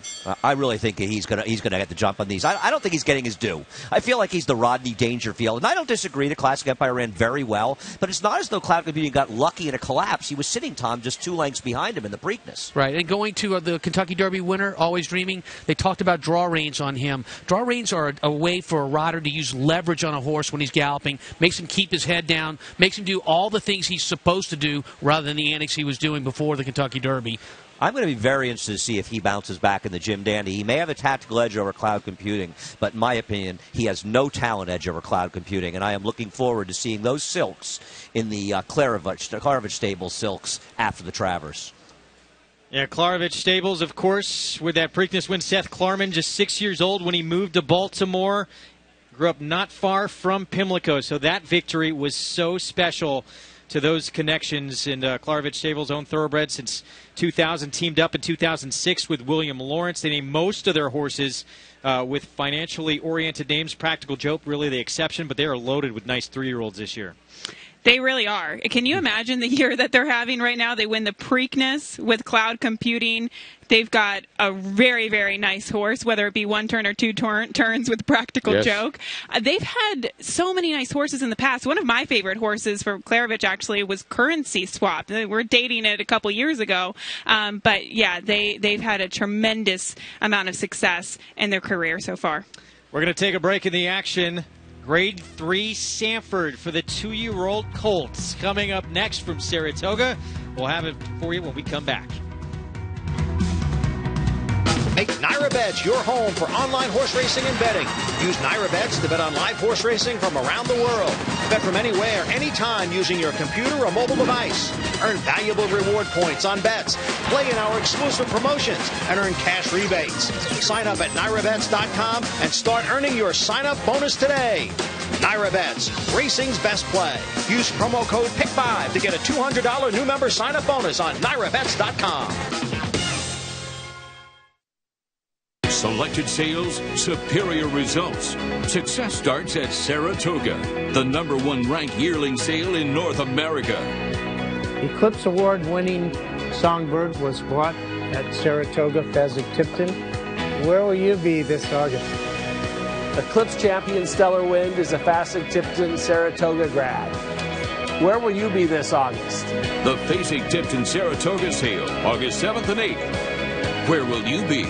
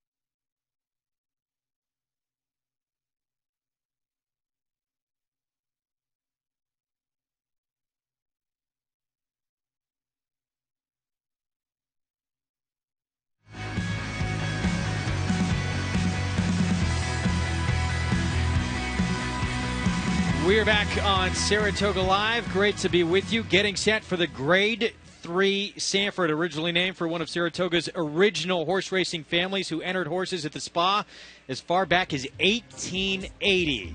Look at the field there. Right now it is Free Drop Billy at 7-2, a modest favorite on the board. With more in the group from the paddock, getting a close-up look at the runners. Let's go to Maggie. We'll take a look at that lukewarm favorite right off the bat here, Greg, and that is Free Drop Billy. As I think a lot of people thinking that this Sanford, well, it might be a meltdown on the front end, and Free Drop Billy has already shown that he can pass horses and split horses and run in traffic, and he's a professional, at least with one race under his belt, and that's certainly the impression I get from him here in the paddock. He's not the biggest, most imposing individual, but he is athletic, and like I said, mentally, this guy just takes racing well within his stride and look for the same kind of running style this time around in the Sanford. Next, we'll check in with one that might be a part of that pace. That is number 1, Psychoanalyze. Physically, he is impressive, and he is more fit than what he was in winning his debut back at Belmont on June 14th. But, boy, he is revved up. He has go on his mind, that's for sure. So we'll see if he can survive what will likely materialize as a pace kind of duel up on the front end. But physically, I really like what I see from this guy. We'll just see what stamina he has here today. Moving on to one of 2 Steve Asmussen runners, Baffin. He was fast as well, and he was very visually impressive, just easily handling that field at Churchill Downs. We'll see what he necessarily faced. I think it was an okay field for the ones that have come back and run out of it.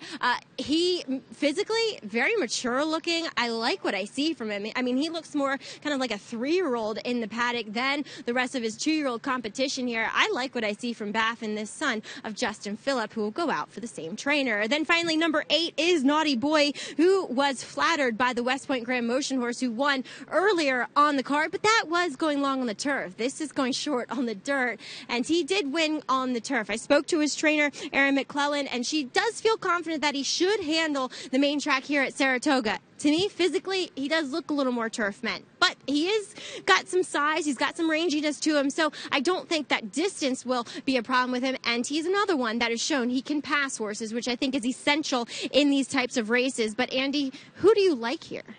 Well, it's a tricky race, and one thing that's important is how the race is run. The dirt still has been kind to horses with inside speed, and maybe that's going to help the one Psychoanalyze, but I really do like Direct Dial, and think 4-1 is a huge price. Tom, this horse survived the duel. He lost the war, but he survived the duel but lost the war last time, if you want to put it that way. And I think he's going to be in a stalking position, and if that can work for him, I believe the Direct Dial is going to run extremely well and prove tough to beat. I get a little nervous about these Texas-bred, too much bling horses. Yeah. They're 5/8 type horses, and they're all Precocious. about speed. And I see too much speed in here for Direct Dial to survive that kind of pace. Well, I'm going to hope you're wrong here. Now, we were talking about it beforehand. You're interested in a couple of horses here that both had trips in their last races, but I believe in the no trips and slow races. But Bal Harbor, a Todd Pletcher long shot, did have significant trouble last time. Significant trouble, and remember, those races were 4.5 furlongs. We're going 6 furlongs today, which is much more in Bal Harbor's wheelhouse. But when you watch what he had to do in his last race, in his winning race, checking at the 3/8 pole, there's not a person in this grandstand that watched that race and give him any chance from the 3/8 pole home. He comes home quick. The horse that was second came back to win Majestic Secret. The horse that was third, Dunk, comes back to win by 8 lengths in his next race. You're going to give me 8-1 here? I'm all over Bal Harbor. Post Parade, it's brought to you by OCD Pellets, celebrating their 10th anniversary of supporting the equine industry with their 2-in-1 bone and joint supplement. For more info, go to OCDPellets.com. We start off with Psychoanalyze for Brian Lynch and Luis Saez. Your co-favorite and son of Overanalyzed. Probably your horse to catch from the inside. Bal Harbor, Todd Pletcher trainee. It's John Velasquez aboard. Red Oak Stable homebred, and Tom Amos, a big fan. Friends Fire, Jason Service runner. He won his debut by 3.5 lengths at Monmouth. Mr. Amore Stable here, the owners. This is an interesting sort. Jason does not ship without a purpose. 11-1, and look who you get, Irad Ortiz Jr. What is going on with the board here with Free Drop Billy? 15-1 morning line. He's the current favorite. Robbie Alvarado for Dale Romans. Crazy underlay right now, but did overcome some early trouble and prove that he could close from off of the pace. Admiral Jimmy is the 5. Todd Pletcher runner, and Javier Castellano aboard. Been a little lukewarm on the board. The son of Jimmy Creed for Sienna Farm LLC. Has to pick it up a little bit behind Direct Dial last time. One of 2 in the race for Steve Asmussen. Baffin, son of Justin Phillip, will have Ricardo Santana Jr. aboard. Was popular at the windows first time out. A well-meant firster for Steve Asmussen. Looks like he's got a high cruising speed. And the other Asmussen runner right next door, Jose Ortiz, aboard Direct Dial, the 7. Was a gray blur first time out, and he was right. Survived the speed duel last time. Outside draw should help this Texas bred. And the Maryland shipper here, Naughty Boy for Aaron McClellan. Tyler Connor aboard. A beautiful looking strawberry roan in the post parade here, but we'll try to transfer that good form on the turf to the main track today. And we saw Untamed Domain win earlier coming out of that Naughty Buoy race as well, so maybe that bodes well for his chances in this race. Well, trainer standing by with Maggie's had some big moments here at Saratoga. Let's go downstairs. But believe it or not, Greg, he's never won a 2-year-old race here at the spa. He'll look to do so with your current kind of surprising favorite in here in Free Drop, Billy. Dale, first of all, take us back to his first race. He looked extremely professional. First of all, 2-year-old stake. Stake, sorry. Did I say race? I'm sorry. But it hadn't been very many of them. That's the toughest category to win up here, and it's at all levels, maidens to the stakes. But this horse is kind of special, I think. His first race, he did everything wrong and still won easy. He broke poorly, and he was behind horses, and he took off too early, and he made his own hole, and then just won very impressively. He did. And do you think that's why people are betting him, or have you been touting him? No, I think that the public's pretty bright, and they're showing him some good support. I didn't understand the 15-1 in the program, but Travis, maybe you were trying to bet.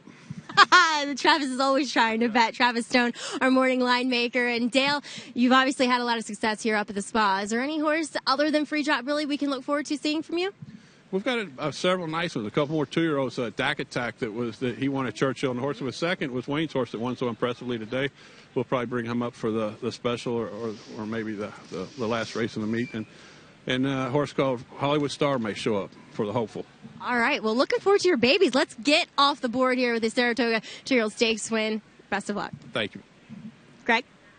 All right, Maggie, thank you. Free Drop Billy, the one to beat right now. A race with all kinds of history. Back in 1919, Upset would go on to beat Man o' War. Some say that led to our modern usage of the word upset. Man o' War would go on to win the next 14 races of his career. It all started here in the Grade 3 Sanford. 10% winner's bonus. Want to remind you, Naira Bet's offering that 10% bonus on your trifecta bet on a selected Saratoga Stakes today. Hit the try on your mobile device in the Sanford and earn that 10% bonus. See the full schedule and bet Saratoga Racing and over 200 other tracks nationwide at NairaBets.com. Free Drop Billy, 7-2, taking a lot of attention on the tote board in the Sanford. We'll be back. Grade 1 winner Lee traveled the world competing against the best of his generation. A graded stakes winner on both dirt and turf, he set a new track record in the Grade 1 Don Handicap and retired with earnings of more than $2.3 million. With his much-anticipated first foals hitting the ground this year, the sky is the limit for this promising young stallion, Lee, at Claiborne Farm.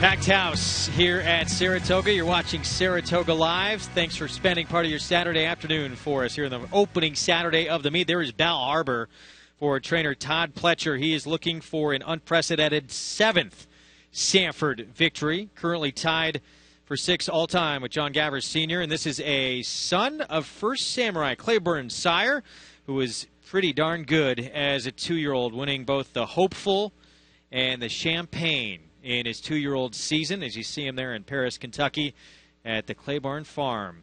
Bal Harbour trying to give him another stakes winner here. One of his sons will have John Velasquez aboard, who has won this race 7 times in his career. With more on the Dale Romans runner, who's still the favorite on the board. Let's go downstairs, guys. Well, Dale, I'm not surprised Dale's optimistic, because he is an optimistic man. And there's no doubt that pre-drop Billy broke slowly in his first start. He was very professional, making a premature move, splitting horses. He did a lot of things that were visually impressive. My problem is, Tom, it was a slow race. And I just sometimes downgrade trips in slow races. And while I think he has a chance, 3-1 is a horrendous price. Look, this horse's first start, and you're already characterizing him as a slow horse? I mean, No, your biggest improvement in speed and professionalism is always going to be from your first to second start. And I do not think he was that professional. I thought Dale's assessment of the race was right on. I can understand why they're making him the mile favorite in this spot. Really? I do. I think he's a terrible favorite, and there's probably a lot of people here named Billy. They're all getting down. I'm not saying he can't win, because I do think he has a chance to win. I picked him 4th here, and I'm not going to be shocked. Depends how fast they go. But I'll tell you, I think taking horses off perceived trips and races that come up slow, and you're right, it was his first start. These are very valid points, Tom. He could improve in leaps and bounds, but he better. So could everybody else here. What if Baffin improves? Baffin ran about 4 lengths faster than him. I know he did it in the front end, but he was much better than pre-drop Billy, and he's a square price right now at 9-2. Well, getting ready to load up quickly. Some final thoughts here. Gabby, I know you wanted to talk about Baffin a little bit, the 6-horse 1-2 for Asmussen here. I thought he was very impressive first time out. It's pretty clear to see that this horse has a high cruising speed. He was well meant. And the thing that I like about the race that he's coming out of, there are a couple of horses that went on to race and improved 20 Beyer speed figure points. They went on to drastically improve. So I think Baffin can do that. He could be the speed of the speed. It is the Grade 3 Sanford 2-year-old colts, the first of the 3 graded stakes for 2-year-olds here at the meet. Let's send it upstairs to the voice of the Triple Crown, Larry Colmus, for the call. And here comes Firenze Fire into the starting gate. Taking stall 3 here, direct dial is in, just waiting for Free Drop Billy and Naughty Boy to complete the line. Free Drop Billy will be the next one to move into line here under Robbie Alvarado. Goes into the starting gate, and here's Naughty Boy up to the outside stall. Right now at 3-1. Free Drop Billy is the current favorite here, as Naughty Boy steps forward and in. They're all in line and ready for the start.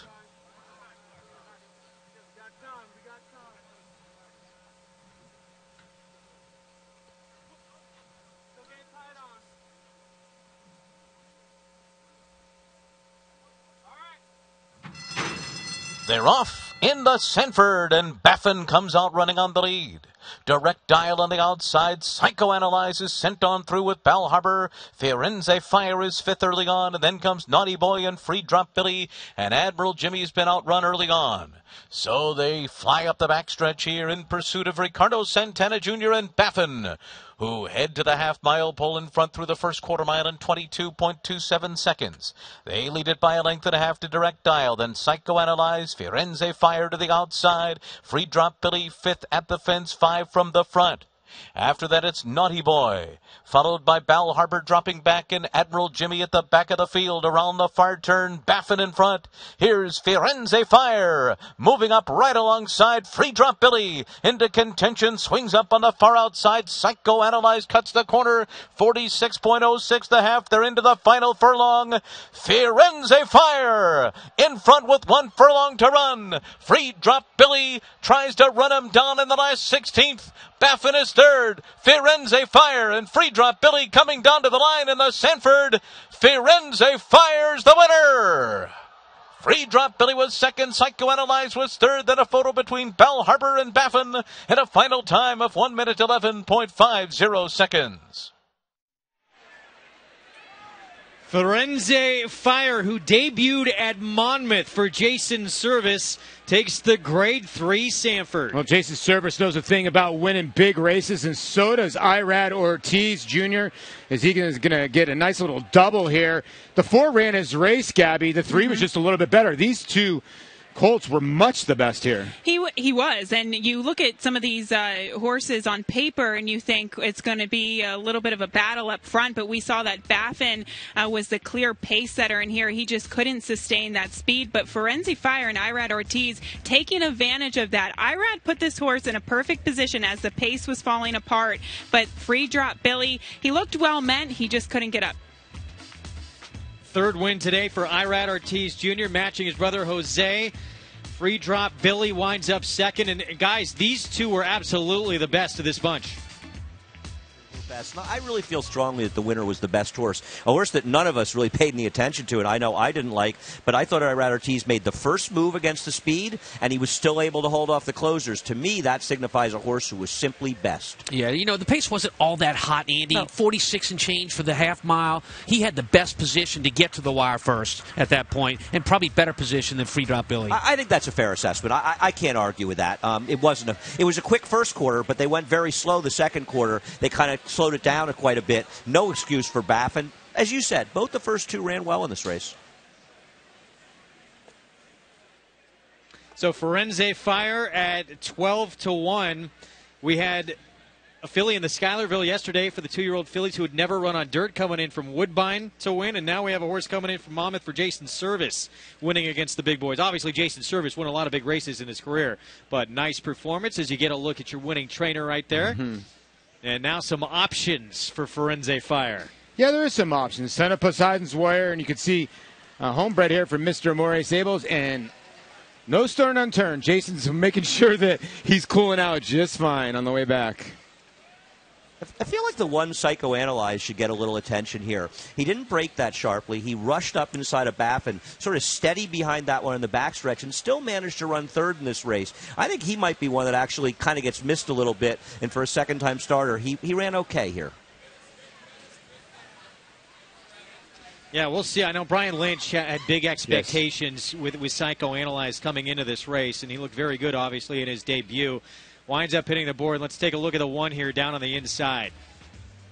He kind of comes through. He's aggressive after the slower break, and he realizes he's in a tough spot getting the turn, and he takes it back. And I like the fact, Tom, and he got beat a few lengths. He didn't run great, but he didn't get completely discouraged despite having some trouble and not getting his preferred trip like the first time. Yeah, when you're coming to that turn in a sprint race, if you think you're going to get through on the horse that's on the lead like that, and he's not going to angle over on you, you're not paying attention. This happens 10 out of 10 times in a horse race. Is there an argument that Santana came over on him a little bit right there? Was he absolutely clear?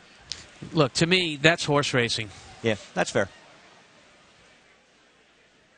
Well, Psychoanalyze wound up finishing ahead of Baffin anyway in the end. So 3-4-1-6 finish. Firenze Fire, 3 wins for Irad Ortiz Jr. today. We'll be back with Lady Eli and the Diana still to come.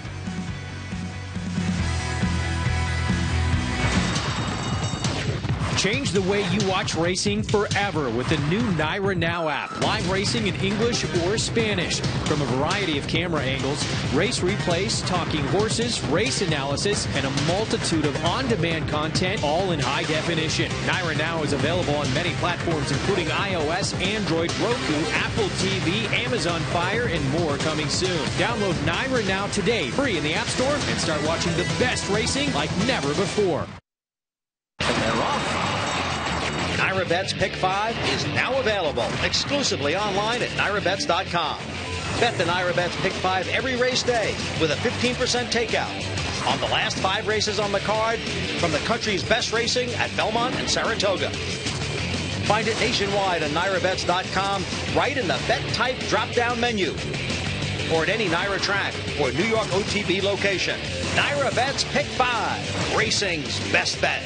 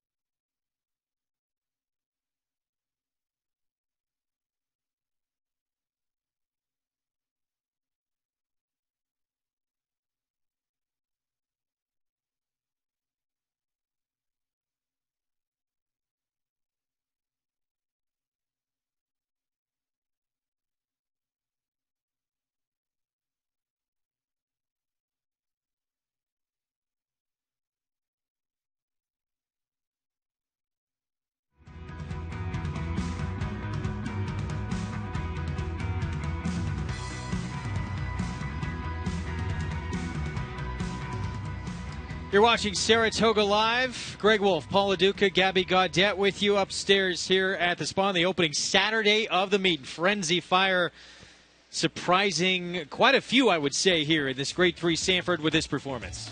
Yeah, a little bit. 5-1 first time out, $27 today. And to start the Naira Pick 5, $556 in that Pick 3. You're on your way if you are alive. He really flew under the radar today, but you know what? The best thing about these 2-year-old races is that these 2-year-olds have the ability to improve from race to race, and that's what we saw from this horse today. Trained by Jason Service and standing by with a winning trainer. Let's go to Maggie. Frenzy Fire, he was all business today, Jason, coming in off of a win at Monmouth where he won still maybe a little bit green down the lane, but I mean, this was an impressive performance second time out. Yeah, and it's a great story. We claimed the mare, the filly, and she didn't ever made it back to the races, so Mr. Lombardi decided to breed her. And it's really one of those good stories that you don't hear much about, and he started showing some signs, and he ran big the first time, and I really thought he'd run good today, whether that's win or third, whatever it is. But I wasn't coming up not feeling good. Yeah, when you show up, they do typically run well. We're always pleased to see you here. But going back to that story and kind of the pedigree, Poseidon's Warrior, we don't see many horses by him. Talk about the decision to breed the mare to that sire. That was Ron's decision, but I think this is his first crop. Yeah, it is. Yeah, it might even be his first winner. Ooh, it might be. I think, but we got to breed back to him, that's for sure. What can we see from Frenzy Fire next time? I know, enjoy this win, but do you bring him back for the hopeful? I'll have to get with Ron. That'd be exciting to run in the hopeful. We'll see what happens. Well, Jason, always a pleasure to talk to you. Congratulations, Frenzy Fire. All business today. You do a great job. Thank you. Thank you, Jason. Greg, back to you. All right, Maggie, thank you. So always nice to have a promising 2-year-old, and Jason Service certainly has that with his son of Poseidon's Warrior. He's been doing this for a long time, and I love the spot he works. July 4th, you got to work. You don't have anything else. But, yeah, son of Poseidon's Warrior. Great story. They claimed the mare to runner. Now they got a homebred. Basically, a lot of people will say almost like a child winning the Grade 3 Sanford today. Imagine being part of that, right? Yeah. You claim a horse, you can't run her again, you breed her, and then you go up to Saratoga and you win the Sanford. That's pretty incredible. But Jason Service, just looking at Maggie, talking to him, what a humble man he is, too. Very humble man. And like I said, this is not new to him, a spotlight. And a guy that's been underrated with his 2-year-olds, over 28 to 30% over the years with his 2-year-olds. Great trainer.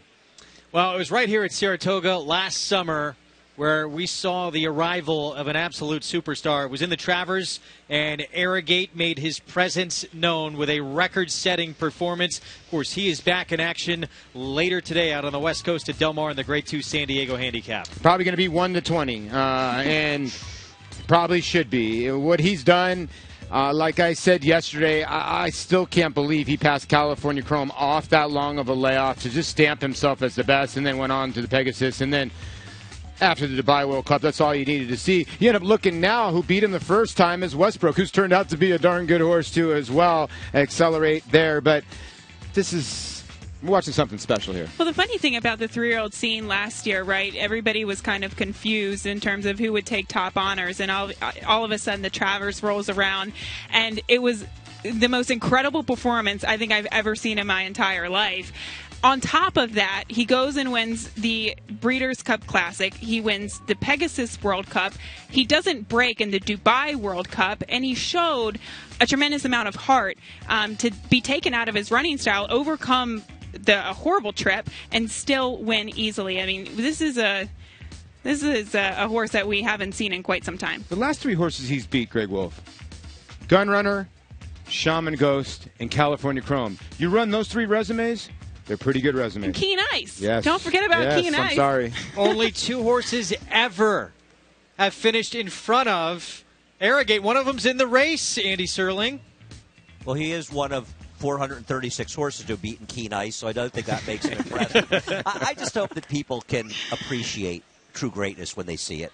It doesn't come around that often, and I wish he ran more. I wish they ran every week, but man, you got to appreciate and love a horse like Arrogate, Tom. You know, American Pharaoh got so much attention that I think they weren't looking for the next one to get as much attention as he got, but Arrogate certainly deserves it. I mean, a Travers in 159 and 3.6 100s is as good as it possibly can get, and that was the signal that he was going to go on to greatness and be a superstar. And every one of his races has been tremendous. I mean, running down California Chrome loose in the lead, burying the field down in Florida, and then enormous trouble, as everybody noted, in Dubai. This is a horse that has overcome obstacles, does not have the trips all go in his favor, and he produces one super performance after another. He's a treasure, and racing fans should appreciate the greatness of Arrogate. Yeah, I know Andy said the other day when we were talking about Arrogate, maybe not the horse of a lifetime, but he's one horse of maybe every 20 or 30 years that you see. But his performance here in the Travers, that was a once-in-forever performance. Once and forever. You're 100% right. Over the last 10 to 12 years, we'd only seen a couple horses go under 202. I mean,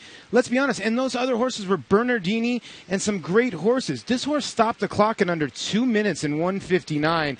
Something we probably won't see here for a long time and maybe never again. And he's pretty unflappable in the afternoon. I've been lucky enough to see him on several occasions in the Travers and the Breeders' Cup and in the Pegasus World Cup, and you just see his demeanor. You can see from afar that he is a special horse. We kind of saw that with American Pharaoh, right? Just in his demeanor that he was something special, and that's what we can see from Arrogate. And I'd like to have a good chat with Bob Baffert about the pressure that it is to run horses like this, first with American Pharaoh and obviously Arrogate now. Pretty used to the spotlight. I would imagine. Big race, Bob. But he's the best horse in the world. That's it. One thing Bob told me, I asked him one day about Arrogate right before. He goes, he breathes different air. Mm-hmm. That's a pretty bold statement for the horses that man's trained. He's almost slumming it, running in the grade 2, isn't he? He's been that good. He is incredible. That's later today on the West Coast. Right now, though, right here at Saratoga in the Grade 1 Diana. 4-time Grade 1 winner, Lady Eli. Very, very close from being perfect over the course of her career. She was gone for 14 months where she was battling, not only getting back to the racetrack, but battling for her life. She has come back to win 2 more Grade 1s. It's the last time we're going to see her at Saratoga. Lady Eli back in action when we return on Saratoga Live.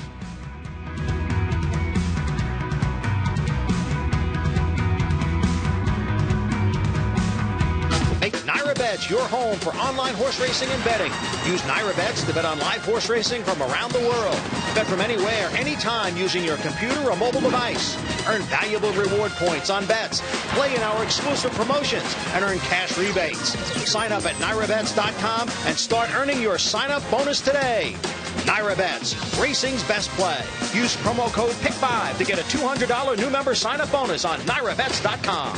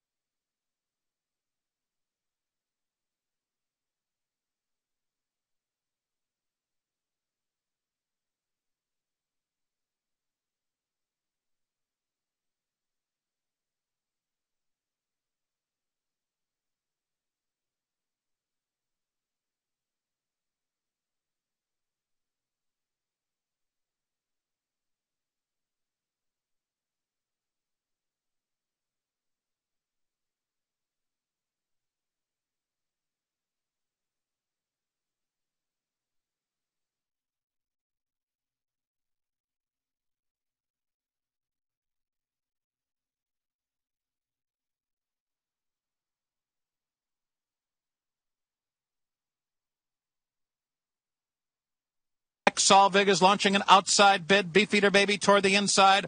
Osley is bottled up while in between horses as the field turns for home, and it's wide open here.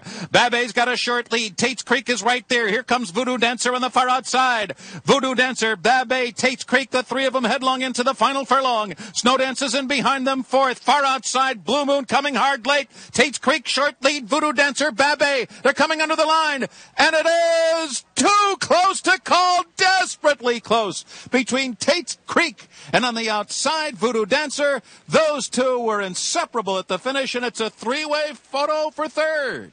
Incredible finish in the 2002 Diana Tate's Creek by what Jerry Bailey said, the bobble of a head over Voodoo Dancer. Andy Serling, I know you probably got the Jerry Bailey bobblehead day. He wins on bobblehead day. I got to tell you, I can still remember watching this race live in the box at Saratoga, and it still gives me a chill watching it. That was one of the most exciting races I've ever seen at Saratoga. Tremendous performances, great horses, and, of course, Bobby Frankel, the late Bobby Frankel, trained Tate's Creek. And that would mean a whole lot for Chad Brown. Of course, he's won this race before. It was the first time ever he won a Grade 1. And to win it again, though, knowing that it's been an important race for Bobby Frankel as well, holds a little something extra special for Chad Brown. Well, it was his mentor. And Desita, obviously a winner of this race. And Tate's Creek, 11 for 17 lifetime, went over $1.4 million in earning. You talk about grit and Lady Eli. Absolutely. And Desita, I mean, last year's Diana was incredible, too, the stretch run. But Chad Brown, you know, he knows how to win these races. Lady Eli right now at 6-5. Not surprised. And going to have to battle her stablemate, who you just saw walking through the paddock there in Antino, who was absolutely breathtaking in her thrilling run from last to first in the Grade 1 Just a Game. New audience joining us just in time for the Grade 1 Diana right now. It's opening weekend at the premier race meet in the country, while opening day brought plenty of surprises and some early jitters. Today, the resilient Lady Eli makes her return to Saratoga. Once in a fight for her life, she's returned to the top of her game with a score to settle. The rematch, Lady Eli and Dickinson, is next on Saratoga Live.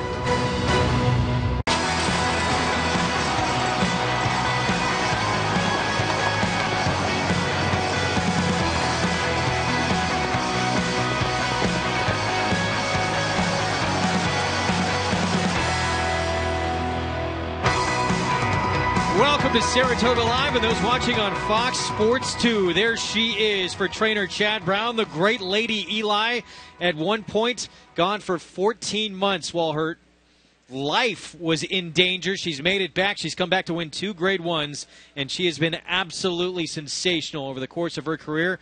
Saratoga Live, it is presented by Claiborne Farm. 100 years of doing the usual, unusually well. The Grade 1 Diana. 16 minutes to post. You can watch along and play along from home. Get signed up and started by opening a NyraBets wagering account. You can get signed up and started anywhere nationwide. Bet 200 and you get 200 in your account. Use the promo code PICK5 to take advantage again and bet on over 200 tracks all across the country, including right here at Saratoga. Greg Wolf alongside former New York Met, Los Angeles Dodger, Paul LaDuca, Gabby Gaudet, who spent her entire life in this game of horse racing. Not a lot of big days where you have special ones like this in action. Of course, across the coast, the Great Arrogate in action at Del Mar, and right here, Lady Eli, who has been exceptional from day one in her career, and maybe even better at how she fought for her life than how she's been on the racetrack. Well, this is what you come to Saratoga for stories like this, a horse that's, 8 for 11 lifetime, a length away from being undefeated, and she was battling for her life while doing this. It's crazy. She is the epitome of horse racing and training and owning horses, the ups and downs that you have to contend with throughout a horse's career or throughout your own career. But she's managed to come back and be just as good, if not better, accomplishing 2 Grade 1s after a little bit of a struggle. So I'm looking forward to seeing her. She's always a highlight. Very, very happy to see her back in action here at Saratoga. There's not a lot of horses, certainly in training here in the U.S., that are horses that get people to come Yeah, out to the racetrack, true. that have that kind of star power. She's one of them. We have the Chromies, we have the people that are out there. This was in the Gamely at San Diego, and she showed her grit. Good Year for Roses is a nice filly for trainer Richard Baltus, and she tested her down on the wire this day. She did, and the one thing that you can take from the Grade 1 Gamely here, she actually inherited the lead when the pace collapsed, but she was not letting Good Year for Roses get away from her, or pass her, excuse me. She was gritty to the finish line. Now, today, I think you can take a look back at the Gamely and think that, well, she at least has a little bit more speed to employ today, because that's kind of the theme of that Diana this year. Who is going to be the pace setter? Well, you make a great point, because if you watch the beginning of the Gamely, she broke like a rocket. Irad Ortiz Jr. could have taken the lead by many that day. Avenge is a filly for Richard Mandela with plenty of speed, was trying to get to the front end. Lady Eli, natural speed, pushed her to the front. Avenge had to go way too fast that day, and you saw a Good Year for Roses and Lady Eli. So Lady Eli caused the pace and held off the closer. So she was very, very impressive last time. Chad Brown has said, for me, watching her train, she is better now than ever. She's absolutely outstanding right now. With more on Lady Eli, let's go to Maggie. And this is the first time I've seen her, Greg, since going back to the Grade 1 Flower Bowl Invitational. So I'm seeing a filly that is much more relaxed and much more confident, like she was when she was winning those races as a 2- and 3-year-old. So while her numbers say that she is a bit better now, I would have to side with that, in that she seems like she's back to her old self, and she's very fit here off a little bit of a freshening from that Grade 1 Gamely out in Santa Anita. So I like what I see from her, but I do think Chad holds the other horse in this race, and Antino, she looks even stronger than she did going into that Grade 1 Just a Game. I like what I see in this filly. She's very hydrated in her coat. She's very confident. She is a uniquely built horse, to say the least. She doesn't have much of an engine on her, but nonetheless, she's just powerful in the way that she walks. She's got a big stride to her. Like what I'm seeing from Antino, Chad Brown really holds the cards to this Grade 1 Diana. But I've always been a fan of number 4, Kidura, for trainer Graham Motion. And each time I see her, I like her even more. I think she lays it on the line. She's never been worse than third here in this country. She's won half of her career starts, and she just gets fitter and more strappy looking, and just loving what I'm seeing from her. She's dappled head to toe for these connections. We'll see what shakes out. Andy, are you looking for an upset? Or are you taking Lady Eli the whole way? I'm taking a shot to upset the Chad Brown at twosome, and I understand. It's going to be very hard to beat them. I want to talk about Dickinson a little bit. I want to talk about strategy. I was actually just talking a little about with Jerry Bailey right now, and I said to Jerry, if you were riding Dickinson, would you go to the front with her, and we feel they'll try to slow it down, wouldn't you rather go a little faster on the front end and try to make the others run to keep up with you? And he actually agreed with that sentiment, and that's the way I feel. If Dickinson was my horse, I'd be aggressive, go to the front, and make them run to keep up with me, because she belongs in the race, and make them play her game. And I think she has more speed than she's shown in her recent races, Tom. I don't disagree with that, and Dickinson certainly could be the horse that makes the lead here, unless instructed otherwise. And Karen McLaughlin might just do that, because the way he beat Lady Eli, one of the only 3 fillies that have ever beaten her, the way he did it was by getting the jump on her as he came to the wire at Keeneland. Right, he was in front of her, and only because he got boxed in did he end up coming around her, and he still was able to beat her. And Lady Eli ran very well off the layup, and Dickinson had more recency. I just don't think enough trainers think aggressive and take advantage of your natural speed and that advantage and make them run a little bit. Don't loaf, because if Dickinson makes the lead and goes 49 and Lady Eli's on her flank, she'll never outrun her down the lane. Well, you can bet that everybody other than Chad Brown, trainer and jockey, is trying to find a way to beat one of these 2 horses, and they're all looking at what the pace is going to be and what they can do about it. What about Kidura? I don't think Kidura ran badly in the race we just looked at behind Lady Eli and Dickinson, and she was compromised by the pace last time. I don't think she's going to beat the top 2, but I don't think it's out of the realm of the possibility. No, she's a very good filly who's unfortunately drawn a very tough race. Yeah, this is a true Grade 1 with true Grade 1 quality horses. Obviously, the 2 Chad Brown horses are the ones to beat. Well, this division, the exciting thing about it, it is absolutely loaded this year. You look at that Dickinson race and the Jenny Wiley. I mean, that was sensational what she did. She was trapped down on the inside, let Lady Eli go by her, and somehow re-rallies and nips her on the wire. That was incredible, right? Because Paco Lopez was trying to find some room. He kind of went behind and around Lady Eli and got up in the nick of time. I hope we see that Dickinson resurface today and not the Dickinson that we saw in the Just a Game. And meanwhile, you have a horse in Antineau for Chad Brown, who, as a 2-year-old filly in France, was considered to be one of the best in the country. Now she's finally starting to find her game here in the States. Her Just a Game was breathtaking. Here is Harmonize as we kick off our post-parade, trained by Bill Mott with John Velasquez aboard. Last year, the QE2, but her recent efforts are a cut below the best horses here. Antineau, her Just a Game, maybe the race of the meet at Belmont. It's Javier Castellano for Chad Brown. She's 2 for 2 and a Grade 1 stakes winner since coming to the United States. She is a budding superstar. Lady Eli looking for the 5th Grade 1 of her career. Irad Ortiz Jr. has been on board each and every start. One of the great stories in horse racing and one of the most talented horses running in America. She is way the one to beat. Junior Alvarado on the 4 Kidura for trainer Graham Motion. She's a top quality filly that unfortunately has found a very difficult spot to run in.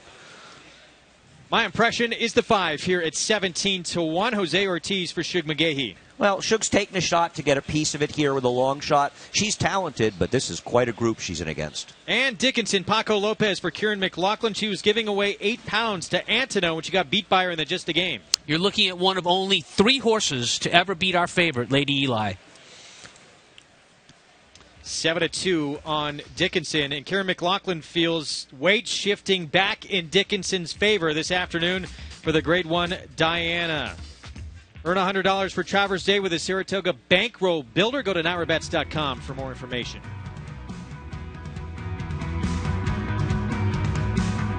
Selected sales, superior results.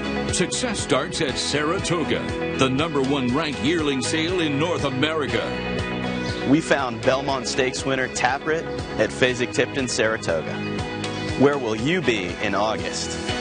Before Tepin conquered the world, she was a Fasig-Tipton Saratoga sales graduate. Where will you be this August? The Fasig-Tipton Saratoga sale, August 7th and 8th. Where will you be?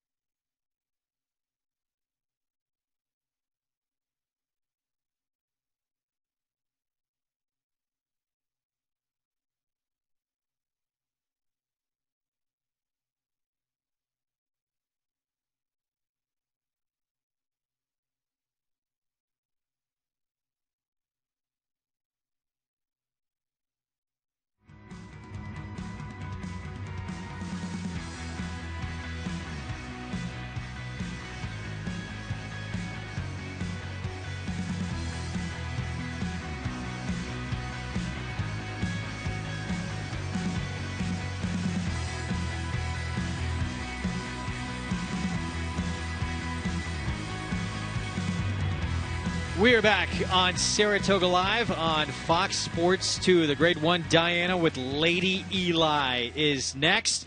Want to remind everyone the Naira Bets Late Pick 5 at Saratoga is exclusively available for Naira Bets customers.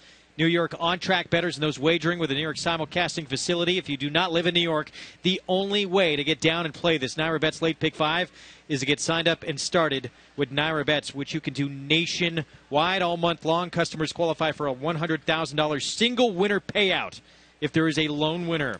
There she is, Lady Eli for Chad Brown and Sheep Pond Partners. Irad Ortiz Jr. has been on board each and every start of her career. She just won the Grade 1 Gamely out on the West Coast. Now it's back here to Saratoga where her career began. She's going to have to deal, however, with her stablemate right next door in Antono, who announced her arrival with a breathtaking performance in the Grade 1 Just a Game at Belmont. It was absolutely brilliant what she did. She was last in the field of 7, dives down to the inside, turning for home with Javier Castellano, and she comes home the final quarter in not much more than 21 seconds.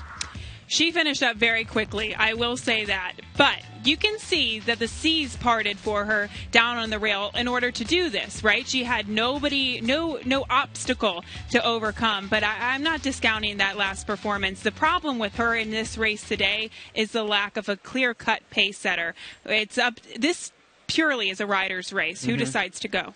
No, I'm with you. Now, I think that Paco Lopez, when you go back and you look at the other ride from the Jenny Wiley, he's behind horses. He was overconfident in the Just a Game. He was more worried about the horse on the inside, and Antono sort of snuck up on the inside. He's worried on the horse on the outside. And again, you made a great point. Antono's carrying 100 and what pounds today? 21, 113 last time. That's a big difference, 8 pounds. She's also going to stretch out to 1 mile and 1/8, but Chad Brown said he was more concerned with the cutback to 1 mile in the Just a Game than he is to stretching out to 1 mile and 1/8 today. With more, let's go downstairs to Maggie. As we saw her just very dominant in the Just a Game, she, as Gabby said, got clear sailing down the rail, much like her race at Keeneland. Now, you have to kind of maybe call into question, is this the filly who actually does like to do her running down on the rail, and will she get a clear trip? Will other riders be aware of that? And I have a question for Tom Amos as a horseman's perspective. Does that give you cause for concern considering she's been dominant on the rail? Can she close from the outside? Tom? You know, a lot of racing, especially on the grass, is about circumstance.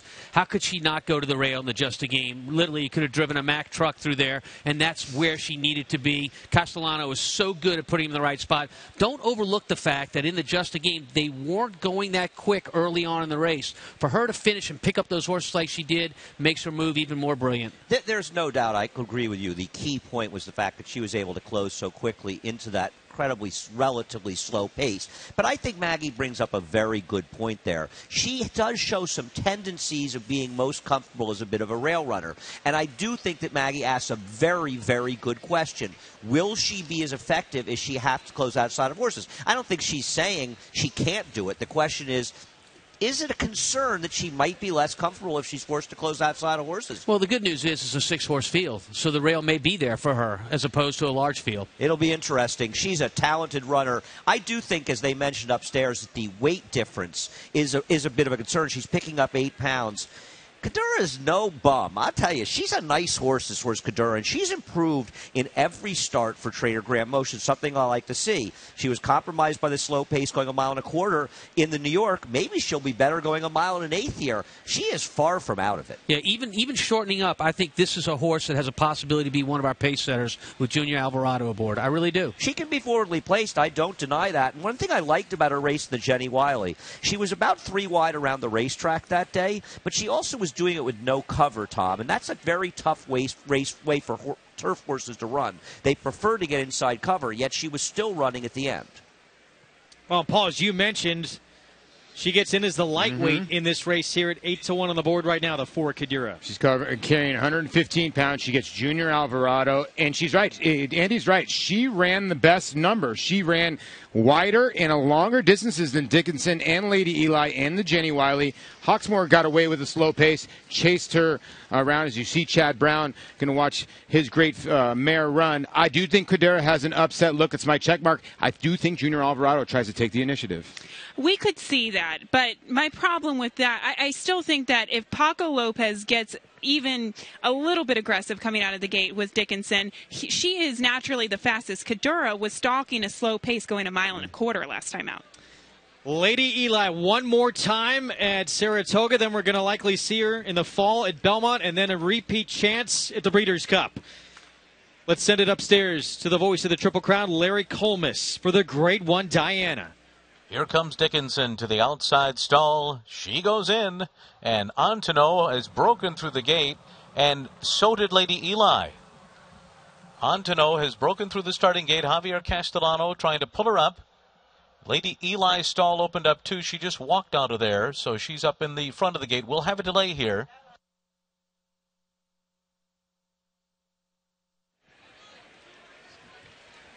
Chain reaction right there as Antono breaks through the gate, and then so does Lady Eli. Tom, how much of a concern is this? This is definitely a concern. Look, in this situation, Greg, horses are mentally prepared to run a race, and this throws them off mentally a great deal. We've got 2 horses, our 2 favorites, that have just done that. They're going to reload, and they'll be fine, I'm sure, in the gate, but mentally, are they prepared to run a race? That's the big question. 9 times out of 10, horses that break through the gate do not run their race.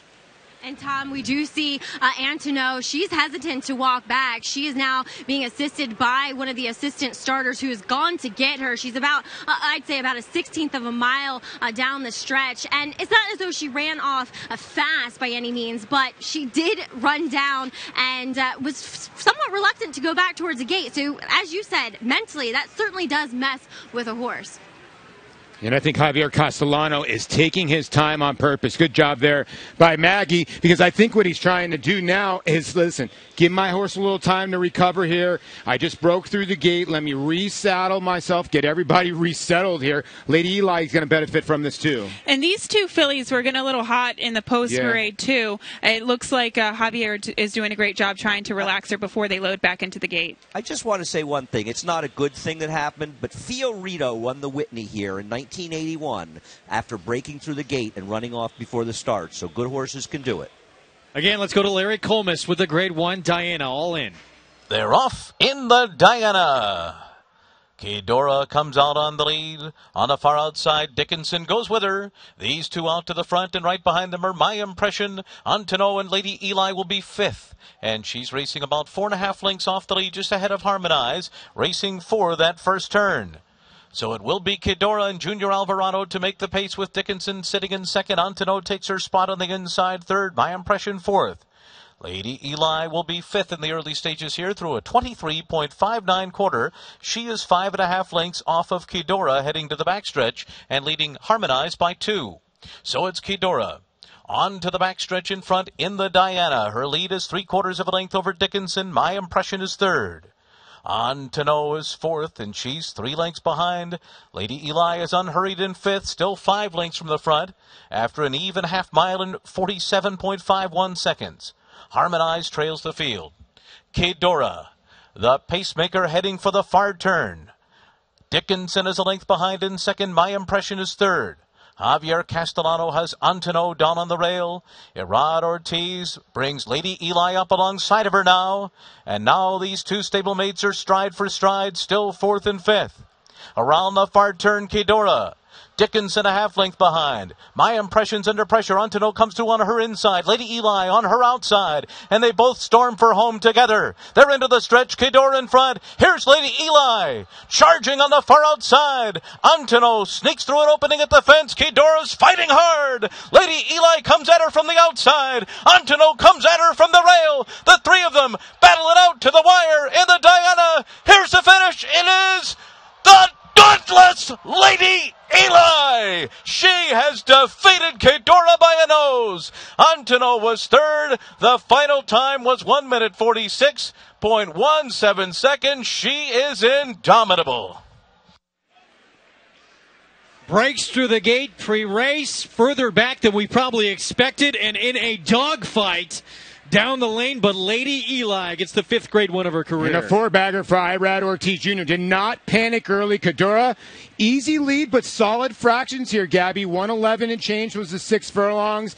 And to overcome what she overcame out of the gate for a loose leader, this was tremendous effort. If that doesn't give you chills, Yes. that stretch run, then you're not a horse racing fan, because the heart that Lady Eli just showed to beat Kedora, who was tenacious on the inside, just goes to show you the immense courage that Lady Eli has as a racehorse. You know, Paco Lopez tried to make this into a 2-horse race. He went slow on the front end, thinking, I'm going to have a little bit left for the end.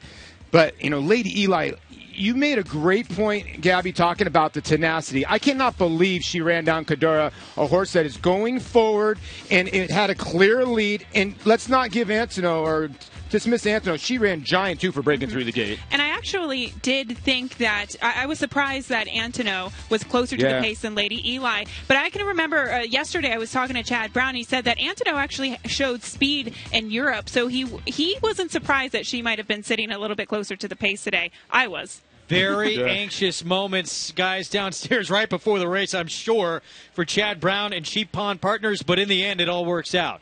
Does feel like the best horse won. A great ride by Junior Alvarado, using the speed of Kedora and doling it out in the front end, but not going too slowly. But I'll tell you something, Lady Eli showed she can win under any circumstances, Tom. She's a wonderful racehorse. Yeah, I wouldn't be surprised if you might see a claim of foul here from Antonov against the second-place finish, Kedora, towards the end of the race. Kedora made it very tight on Antonov. We'll see if that comes up. But speaking specifically about the race, think about what Lady Eli did today. There were a lot of people that said, hey, those 3 losses that she's had came after her injury, and maybe she's not the same. She's still a superstar. She's never run a bad race. She runs tremendously every time she shows up, and she can do it towards the front end, and she can run down a loose leader. She is a true Grade 1 filly, and you're right. And I want to, again, get back to what Maggie said about Antonov, who, by the way, ran a valiant race, breaking through the gate, running off 100 yards, getting stuck inside, but I think that Maggie really hit the nail on the head. She's a horse that wants to run inside of horses.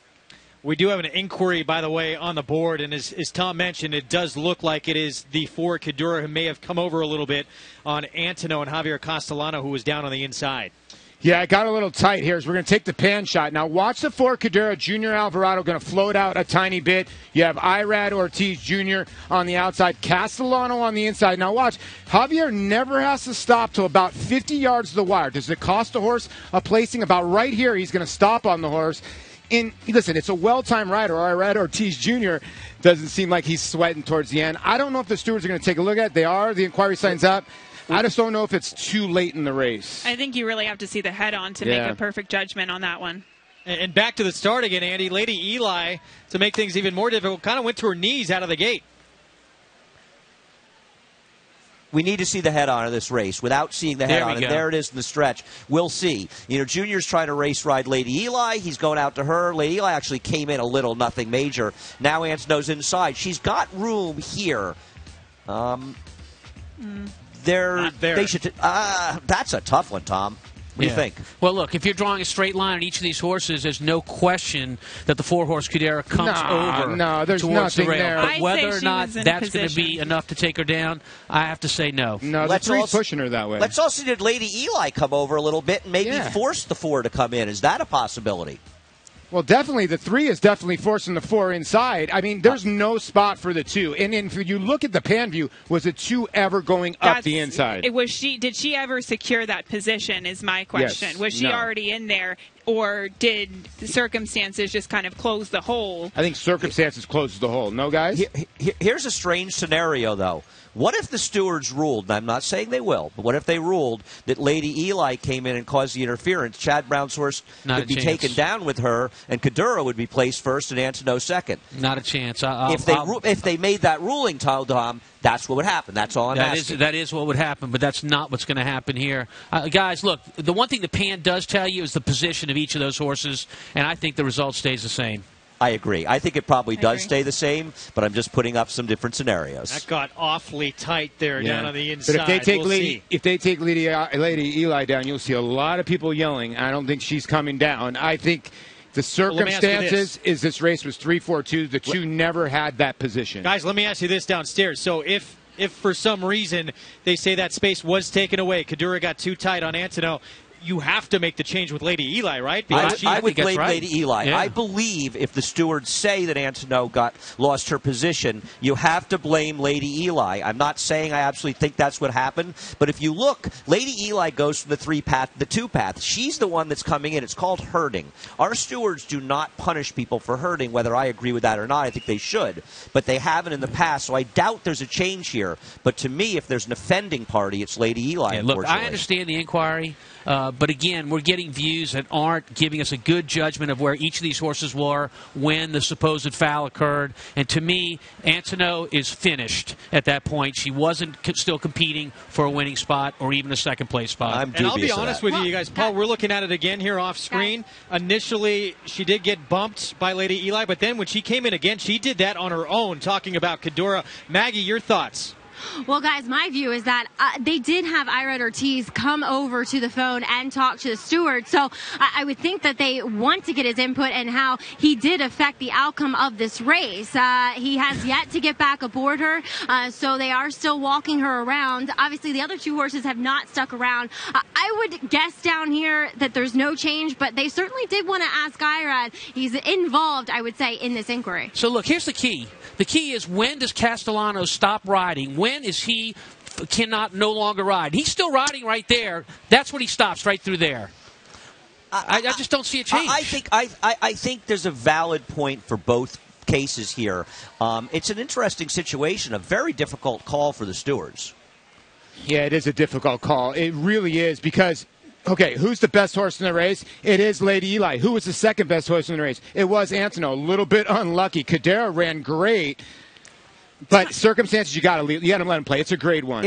If it's this tough a call, they should not make a change. I'm with you. Yes, I do agree with that. But Tom did bring up a good point. When you're looking at the pan shot, it almost looks like Antono was already in that position. But when you're looking at the head-on and the back shot here, as we see the pan, it does kind of look like she's in that position. Real quick, those leaving us here at the top of the hour in Altitude Network, want to remind you can get all the results from this race and the rest of the card you can see on the NYRA Now app or at NYRABets.com. Other networks are staying with us as we continue to look here at this interference.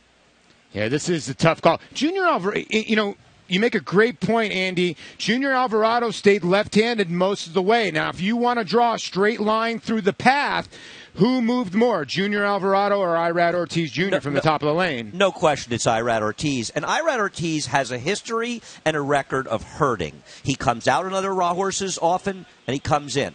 But there's not going to be a change. Yeah. Larry Colmus makes the announcement, no change. Stewards took a long look at this one. Usually when they look this long, it means something's coming, but not in this case. Want to make sure they got it right. They're supposed to take a long look at it. This was a very important race. Absolutely. I think the other part of this is that Lady Eli came home in sub-12 and going a mile and an eighth after breaking through the gate. Wow.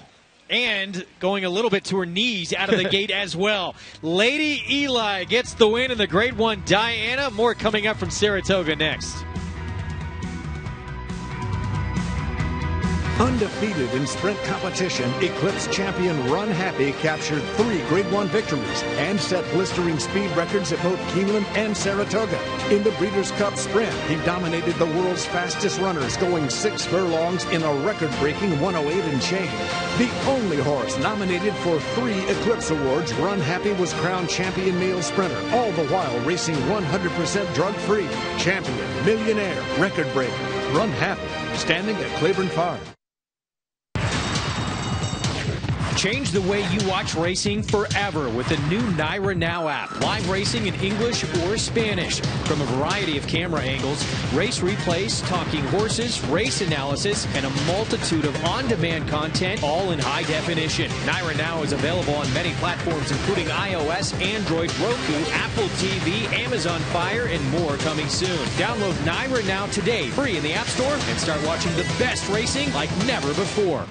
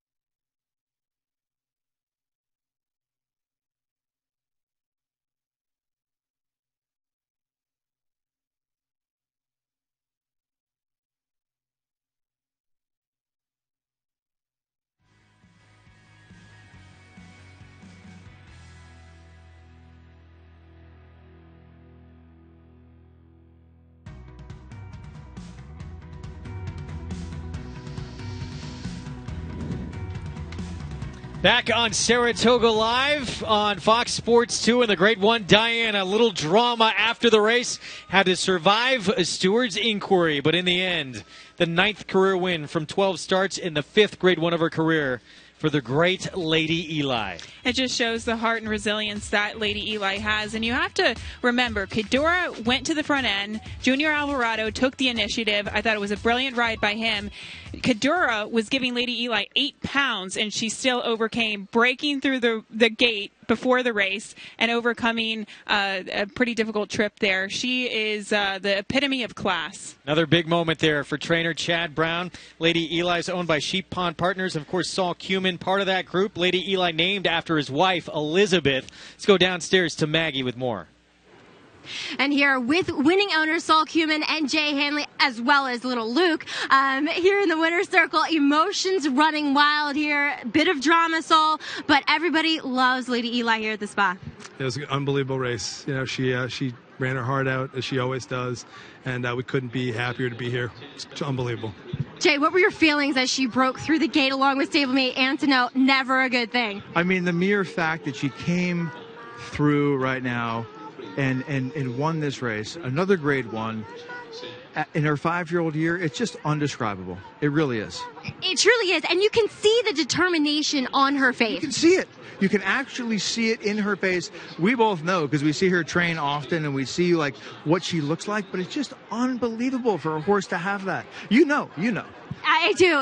She's surely special, and special to you guys as well. One of your first horses you own. Talk about the ride she's taken you on. It's been incredible. She's the one that got us hooked on this sport in general, and has brought our friends and family here. We're about 50 deep between the two of us, and we're looking forward to having a great night tonight. And obviously, you know, this is a special horse. This is a once-in-a-lifetime horse.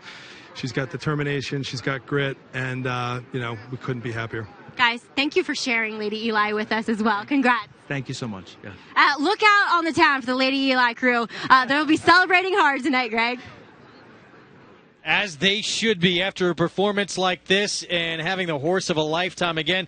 This was the first horse the partners bought together, and she has just been the horse of a lifetime. She really has. And then the confidence that the Irad Ortiz or the Ortiz brothers bring. You know, Chad Brown wins all these races. He doesn't smile an awful lot. He's sort of like, you know, that professor. You know, he's got that Ivy League background. He was smiling today in the winner's circle. He was proud of this mare. This is a mare that pulls your heartstrings, I would imagine. And Jay Hanley and Saul Cumin, catching up with them a couple days ago, said they get fan mail from little girls just wishing Lady Eli best of luck. She's just a phenomenal filly that just has a huge support system from all walks of life. Again, what Tom Amos said is true. Not 9 out of 10, 19 out of 20 times when they break through the gate. They don't win a 5-claimer. She just won a Grade 1. And again, Antono ran a solid third in the Grade 1 Diana. Tremendous by both of these fillies and mare. It takes a lot, as we learned, and we saw the battle that she had for her life to knock her off her game. And certainly that was not going to do it, breaking through the gate. As you get a look at the trophy presentation there in the winner's circle, Lady Eli now likely 2 more starts in her career. She took care of unfinished business here, beating Dickinson, who got the better of her in the Jenny Wiley. She still has some unfinished business in the Breeders' Cup Filly and Mare Turf. It looks like Saul and Chad are trying to get into Jay Gruden's playbook as he stayed for another day. Got an interview with Maggie yesterday, and the Redskins head coach is going to hold part of that trophy with Saul, and he is enjoying it. Let's take a look at this late pick 5 follow-up. It started with Partly Mocha back in race 7. Chad Brown, $16 with Chad Brown. Yeah, because he had 2 horses in the race, and everyone seemed to forget about Penjade. Yeah, come off the pace. And then Forensic Fire for Mr. Service lit it up a little bit. With Lady Eli, it's still going to be nice payouts. Yeah, it was 12-1. Lady Eli delivering at $3.90. Probably the most formful horse in the sequence. Yeah.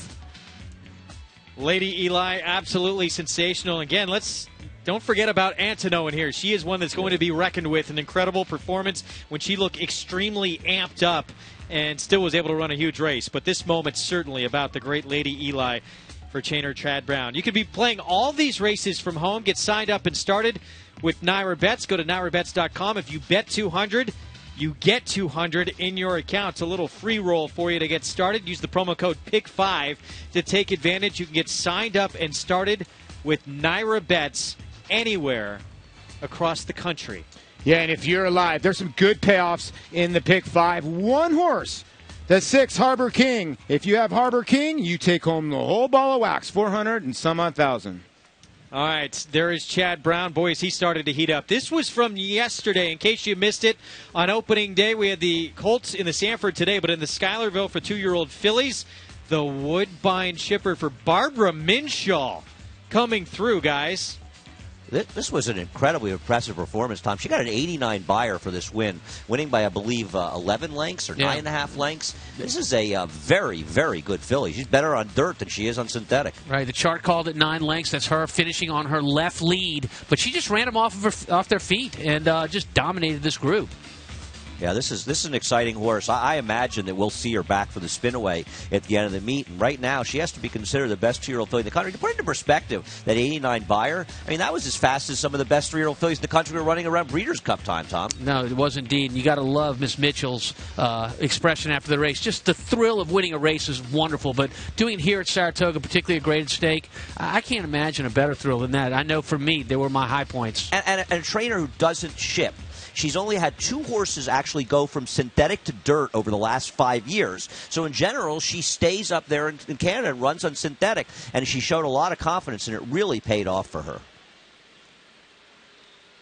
Well, that was for 2-year-old fillies. And then we had the Grade 3 Lake George, and it was Proctor's Ledge getting the job done. Yeah, for an up-and-coming trainer in Brendan Walsh, who's really starting to tell everybody, hey, I can win races long on the turf as well.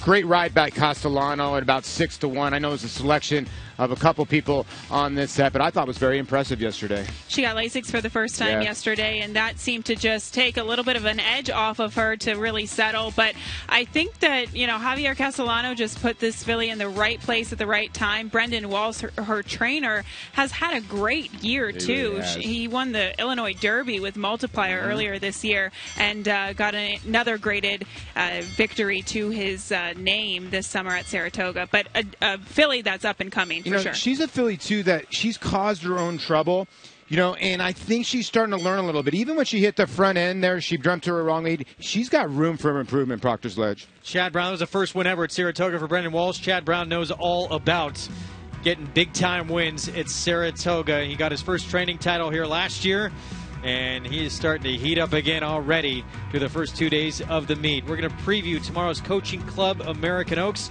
and Abel Tasman when we come back. And they're off. Naira Bets Pick 5 is now available exclusively online at NairaBets.com. Bet the Naira Bets Pick 5 every race day with a 15% takeout on the last 5 races on the card from the country's best racing at Belmont and Saratoga. Find it nationwide on NairaBets.com right in the Bet Type drop-down menu. Or at any Naira track or New York OTB location. Naira Bets Pick 5, racing's best bet. Make Naira Bets your home for online horse racing and betting. Use Naira Bets to bet on live horse racing from around the world. Bet from anywhere, anytime using your computer or mobile device. Earn valuable reward points on bets. Play in our exclusive promotions and earn cash rebates. Sign up at NairaBets.com and start earning your sign-up bonus today. Naira Bets, racing's best play. Use promo code PICK5 to get a $200 new member sign-up bonus on NairaBets.com.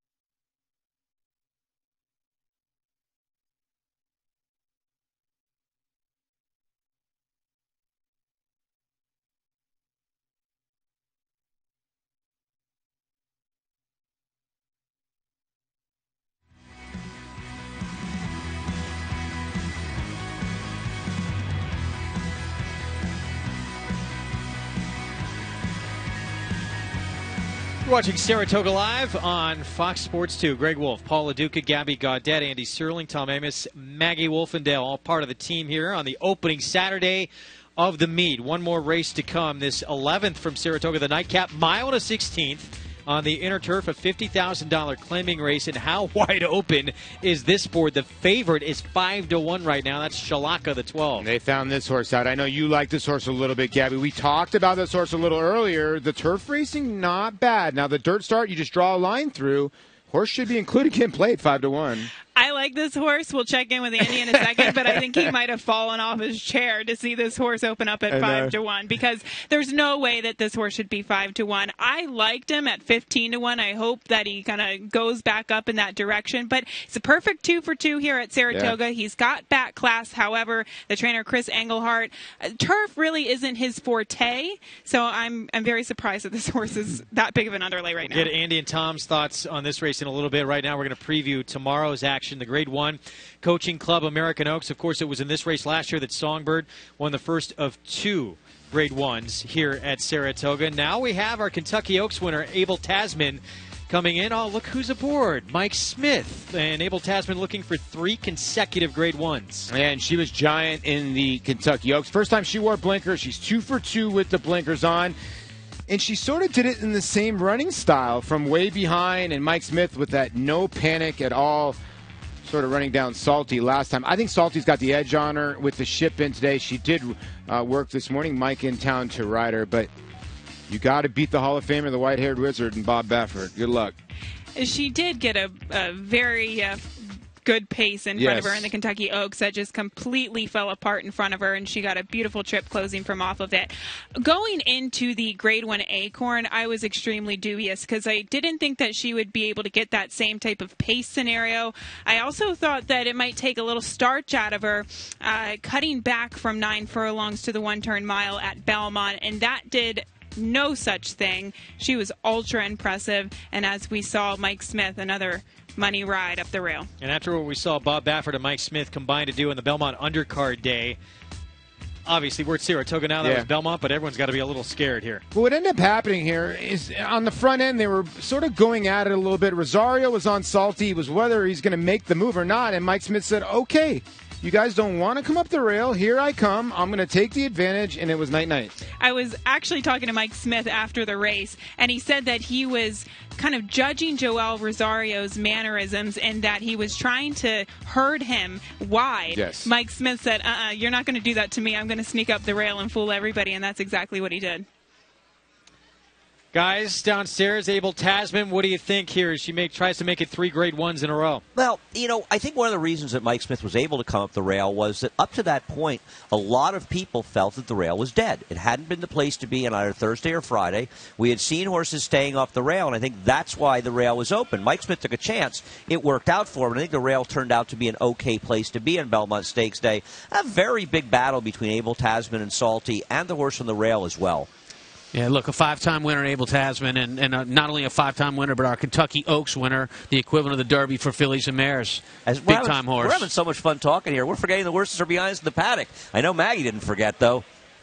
Yeah, you forgot about me. It's okay. I'm used to it. No, I'm kidding. Just so everybody knows, number 4, Glorious Empire, will be leaving the post parade. He leaves the paddock early. He always does this. He will not be a part of the post parade. He's wearing those earmuffs. Taking a look at Mills, who will make his first start for trainer Rudy Rodriguez. Now, going back to his previous connections of Dave Canizzo, he kind of resurrected this guy's career. Now, was it the move to the turf, but it was also the fact that Dave had some serious equipment on this horse. He had an extended cage bit and an extension blinker on the right side. Rudy takes all that off. He has a rubber snaffle, which is very easy on a horse's mouth and very kind of dull as far as controlling a horse, and also just puts a short cup cheater blinker on him. So interesting move of equipment with him. Taking a look at number 3, that is Chiltern Street. He looks phenomenal. He's one of the best looking horses in here, and Robertino Diodoro certainly has him keen and ready. He's been on the muscle. He looks fantastic. My problem is that while Robertino Diodoro has been very good here in New York on the dirt, he has yet to fire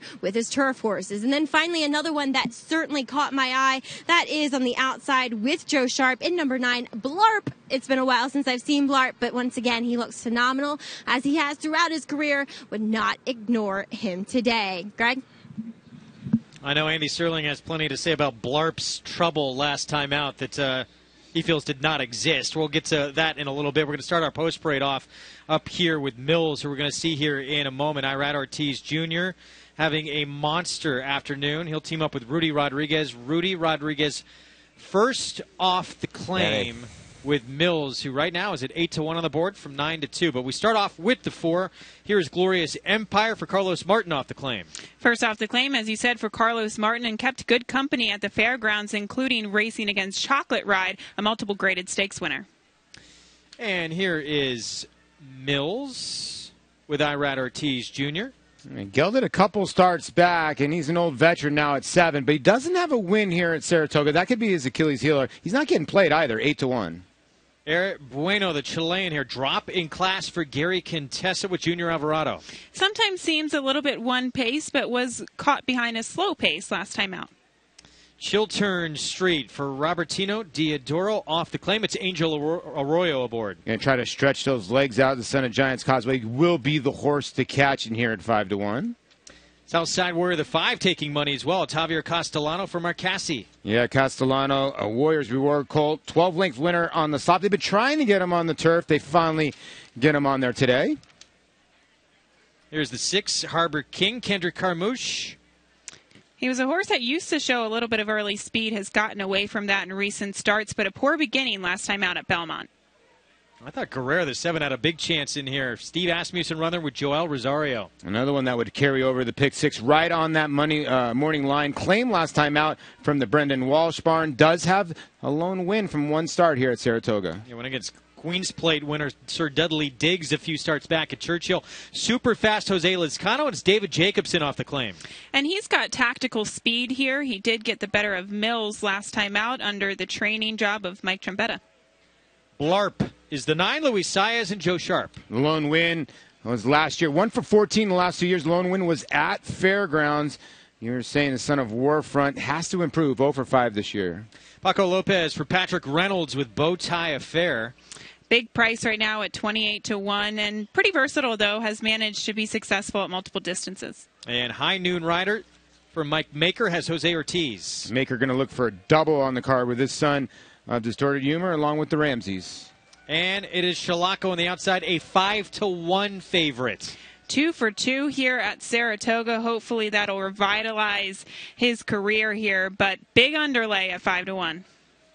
That's your field for race 11, the nightcap here at Saratoga. We're going to step aside for a timeout. We'll be back and get in the finale here on this opening Saturday of the meet from the spa right after this. Claiborne Farm is proud to offer the regally bred Orb. The son of Malibu Moon compiled a 5-race winning streak that included the Fountain of Youth and Florida Derby. In the Kentucky Derby, he defeated rivals Will Take Charge, Oxbow, Golden Sense, and Palace Malice. Now the millionaire racehorse is garnering big checks for breeders. In the auction ring, Orb is the #1 sire of his crop, with first yearlings selling up to $450,000. Now is the time to book your mare to Orb at Claiborne Farm. Change the way you watch racing forever with the new Naira Now app. Live racing in English or Spanish from a variety of camera angles, race replays, talking horses, race analysis, and a multitude of on-demand content, all in high definition. Naira Now is available on many platforms, including iOS, Android, Roku, Apple TV, Amazon Fire, and more coming soon. Download Naira Now today, free in the App Store, and start watching the best racing like never before.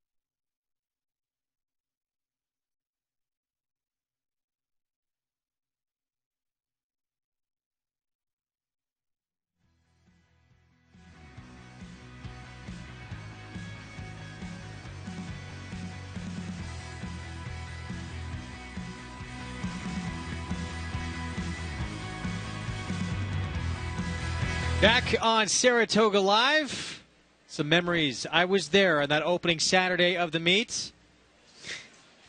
And you got to top it off, the kiss selfie. Oh, well done. Not bad. Remove cigar, insert lips. Nightcap still to come. We're going to send it downstairs to Andy and Tom for more. Couple of things before we talk about the race. Just this pick 5 value is unbelievable. I mean, the parlay right now is under $500 for 50 cents. The lowest payoff is $5,000 and change, and most are much higher. It's the best bet in racing. You got to join Naira Bets. Get involved in the late pick 5, Tom, and then maybe we could have been alive with the horses we like. I think you're scared, and I'm scared too, that 3 Chiltern Street can wire the field. Yeah, look, most turf horses, 2-turn turf horses, are not necessarily athletic types, but Chiltern Street is very athletic. I look for this horse to make the lead on the inner turf, tight turns. I think that's where this horse increases his advantage. You're looking at him right there. Look, it's warm out here. A lot of these horses get a little hot in the shoulders. He looks really good. He can wire the field. His last race left something to be desired. For a heavy favorite, he wasn't that impressive, but I'm using him on that basis. I think the 11 High Noon Rider is a very big price here at 6-1. He had a good trip last time when he won, Tom, but I think he's getting back to his best form for, in my opinion, one of the best turf trainers in the game in Mike Maker, and I don't see why he can't come here and duplicate that. I think he's a good tandem with the 3, speed and a closer. He was much the best at this level at Churchill in his last start. He was the best horse that day, came around everybody and won going away. One trip horse I want to mention is the 5, Southside Warrior. Taking a lot of money here, but his supposedly bad turf race 3 races back, his last turf attempt, he got a tough trip in there. That was a race that completely fell apart, and he made a big, wide middle move. I think he's a player with Javier Castellano as well. My play is to box at 3-5-11, the exacta. I'm going with the 3 straight and watching the other ones flounder behind him. Can they at least get up for second behind I'll him? give you anything you want second. Okay, well, 3-5, 3-11. Well, everyone's going in different directions in this race, as we can see from the tote board. Paul, the 8 in here, super fast. It's a horse off the claim for David Jacobson, and a horse who used to show a lot of pace, although he didn't show it last time out. But I think he sits right behind Harbor King the 6, and the other horse in here that's going to show all the pace, Chiltern Street. The 3 is going to be on the front end. I get it. But super fast, has got tactical speed. It was able to rate last time. I love the work after the claim. 41, just telling me this horse is doing fine, and that's what David Jacobson does with his older horses, just lets him be. He does. My only issue with him, and look, he's 6-1. I think that's a fair price on him, but David Jacobson off the claim with his turf horses, not the greatest of stats. Loading up here for the nightcap at Saratoga, there is super fast, and Jose Lezcano trying this Saratoga turf for the first time. Let's send it upstairs for the finale here on this opening Saturday of the meet. The voice of the Triple Crown, Larry Colmes. Take it away. Southside Warrior moving into line. Here comes Blarp. Into the gate. Bowtie Affair. Harbor King will be the next one in. High Noon Rider steps up. And the last one to load is Shalako. Shalako in the gate. They're all in line.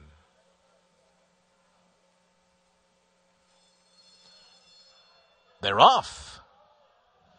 And it's Glorious Empire who comes out running on the lead. Harbor King's got some early speed too. Chiltern Street and super fast Blarp is 5th. High Noon Rider is 6th on the outside. Southside Warriors next, and then comes Shalako in behind them, followed by Air Bueno to the inside and Guerrero running in between horses just ahead of Mills, who's second last early on. The trailer is Bowtie Affair, and the leader is Glorious Empire through a 23.99 quarter, on top by almost 2. Super Fast on the outside is second. Chiltern Street is third. Blarp is 4th as they race up the back stretch. And then a break of another 3 back to Harbor King in 5th, 5.5 lengths from the front. High Noon Rider is next on the outside. Then comes Southside Warrior in behind them, followed by Guerrero closing through an opening on the inside of between horses Air Bueno, and then to the far outside Shalako is next, and then it's Mills and Bowtie Affair. 47.92 was the half, racing for the far turn, and Glorious Empire and Julian Leparoux lead the way. On the outside, here comes Blarp up into second position, and then it's Chiltern Street in third. Super Fast is 4th, and they're into the stretch, and it is Glorious Empire. Blarp On the outside is running in second, down toward the inside. Chiltern Street is third. Then comes Super Fast in fourth on the far outside. It is High Noon Rider. Glorious Empire is running away. Glorious Empire pulling away under the wire to win it by about 8. Chiltern Street was second, and then it was Southside Warrior, High Noon Rider, and Blarp. That is just a few ticks off the track record for a mile and a 16th. Wow. Glorious Empire with the win here. 4.35 finish photo for fourth. What just happened? That was pretty incredible. I will say, this was an aggressive ride by Julien Leparoux. We had a couple of horses that we were talking about that we thought would be the pace setter in there. Julien Leparoux is underrated in the fact that he is so strong with turf horses that have speed. He just knows how to perfectly time the race there. He had enough left to draw off. But you know what? This horse was running against some quality competition down at the fairgrounds, including Chocolate Ride. I just want to say, and this is a great ride by Julien Leparoux, and this horse obviously was an hour and a half the best, but anyone that could have predicted that this horse was going to wire the field over Chiltern Street is better than Nostradamus. Yeah, well, look, take a look at this last race that he ran. He bled in that race. Carlos Martin trains here in New York, but all the work show from Fair Hill. I think it's safe to say that this horse went down to Fair Hill and cured his problem down there and ran a very good race today. He did, for sharp connections. Owner Matthew Shera is a very sharp owner. He's got horses all over the East Coast, especially a lot of different trainers, and this horse really delivered today. Surprising he went at the front, but boy, he was an hour the best. And there was a photo for fourth, by the way. It's High Noon Rider, the 11, who checked in fourth. The Glorious Empire runs away with it. See, here, the thing is when people look at races, they go, okay, this horse had a lone lead. You need to look how this horse finished. 133, went a 111 to 133. The last couple quarters were blazing. 3 ticks off the track record for Glorious Empire. We are back with a Coaching Club American Oaks on Sunday, and Abel Tasman in the G3 Sanford. It was Ferenzi Fire stepping up with Irad Ortiz Jr. Had a huge afternoon for Jason Service. And, of course, the main attraction in the Grade 1, Diana, had to survive an inquiry, but Lady Eli wins for the 9th time in her career, her 5th Grade 1, and her finale at the Spa. Hope you enjoyed it. Take care, everybody.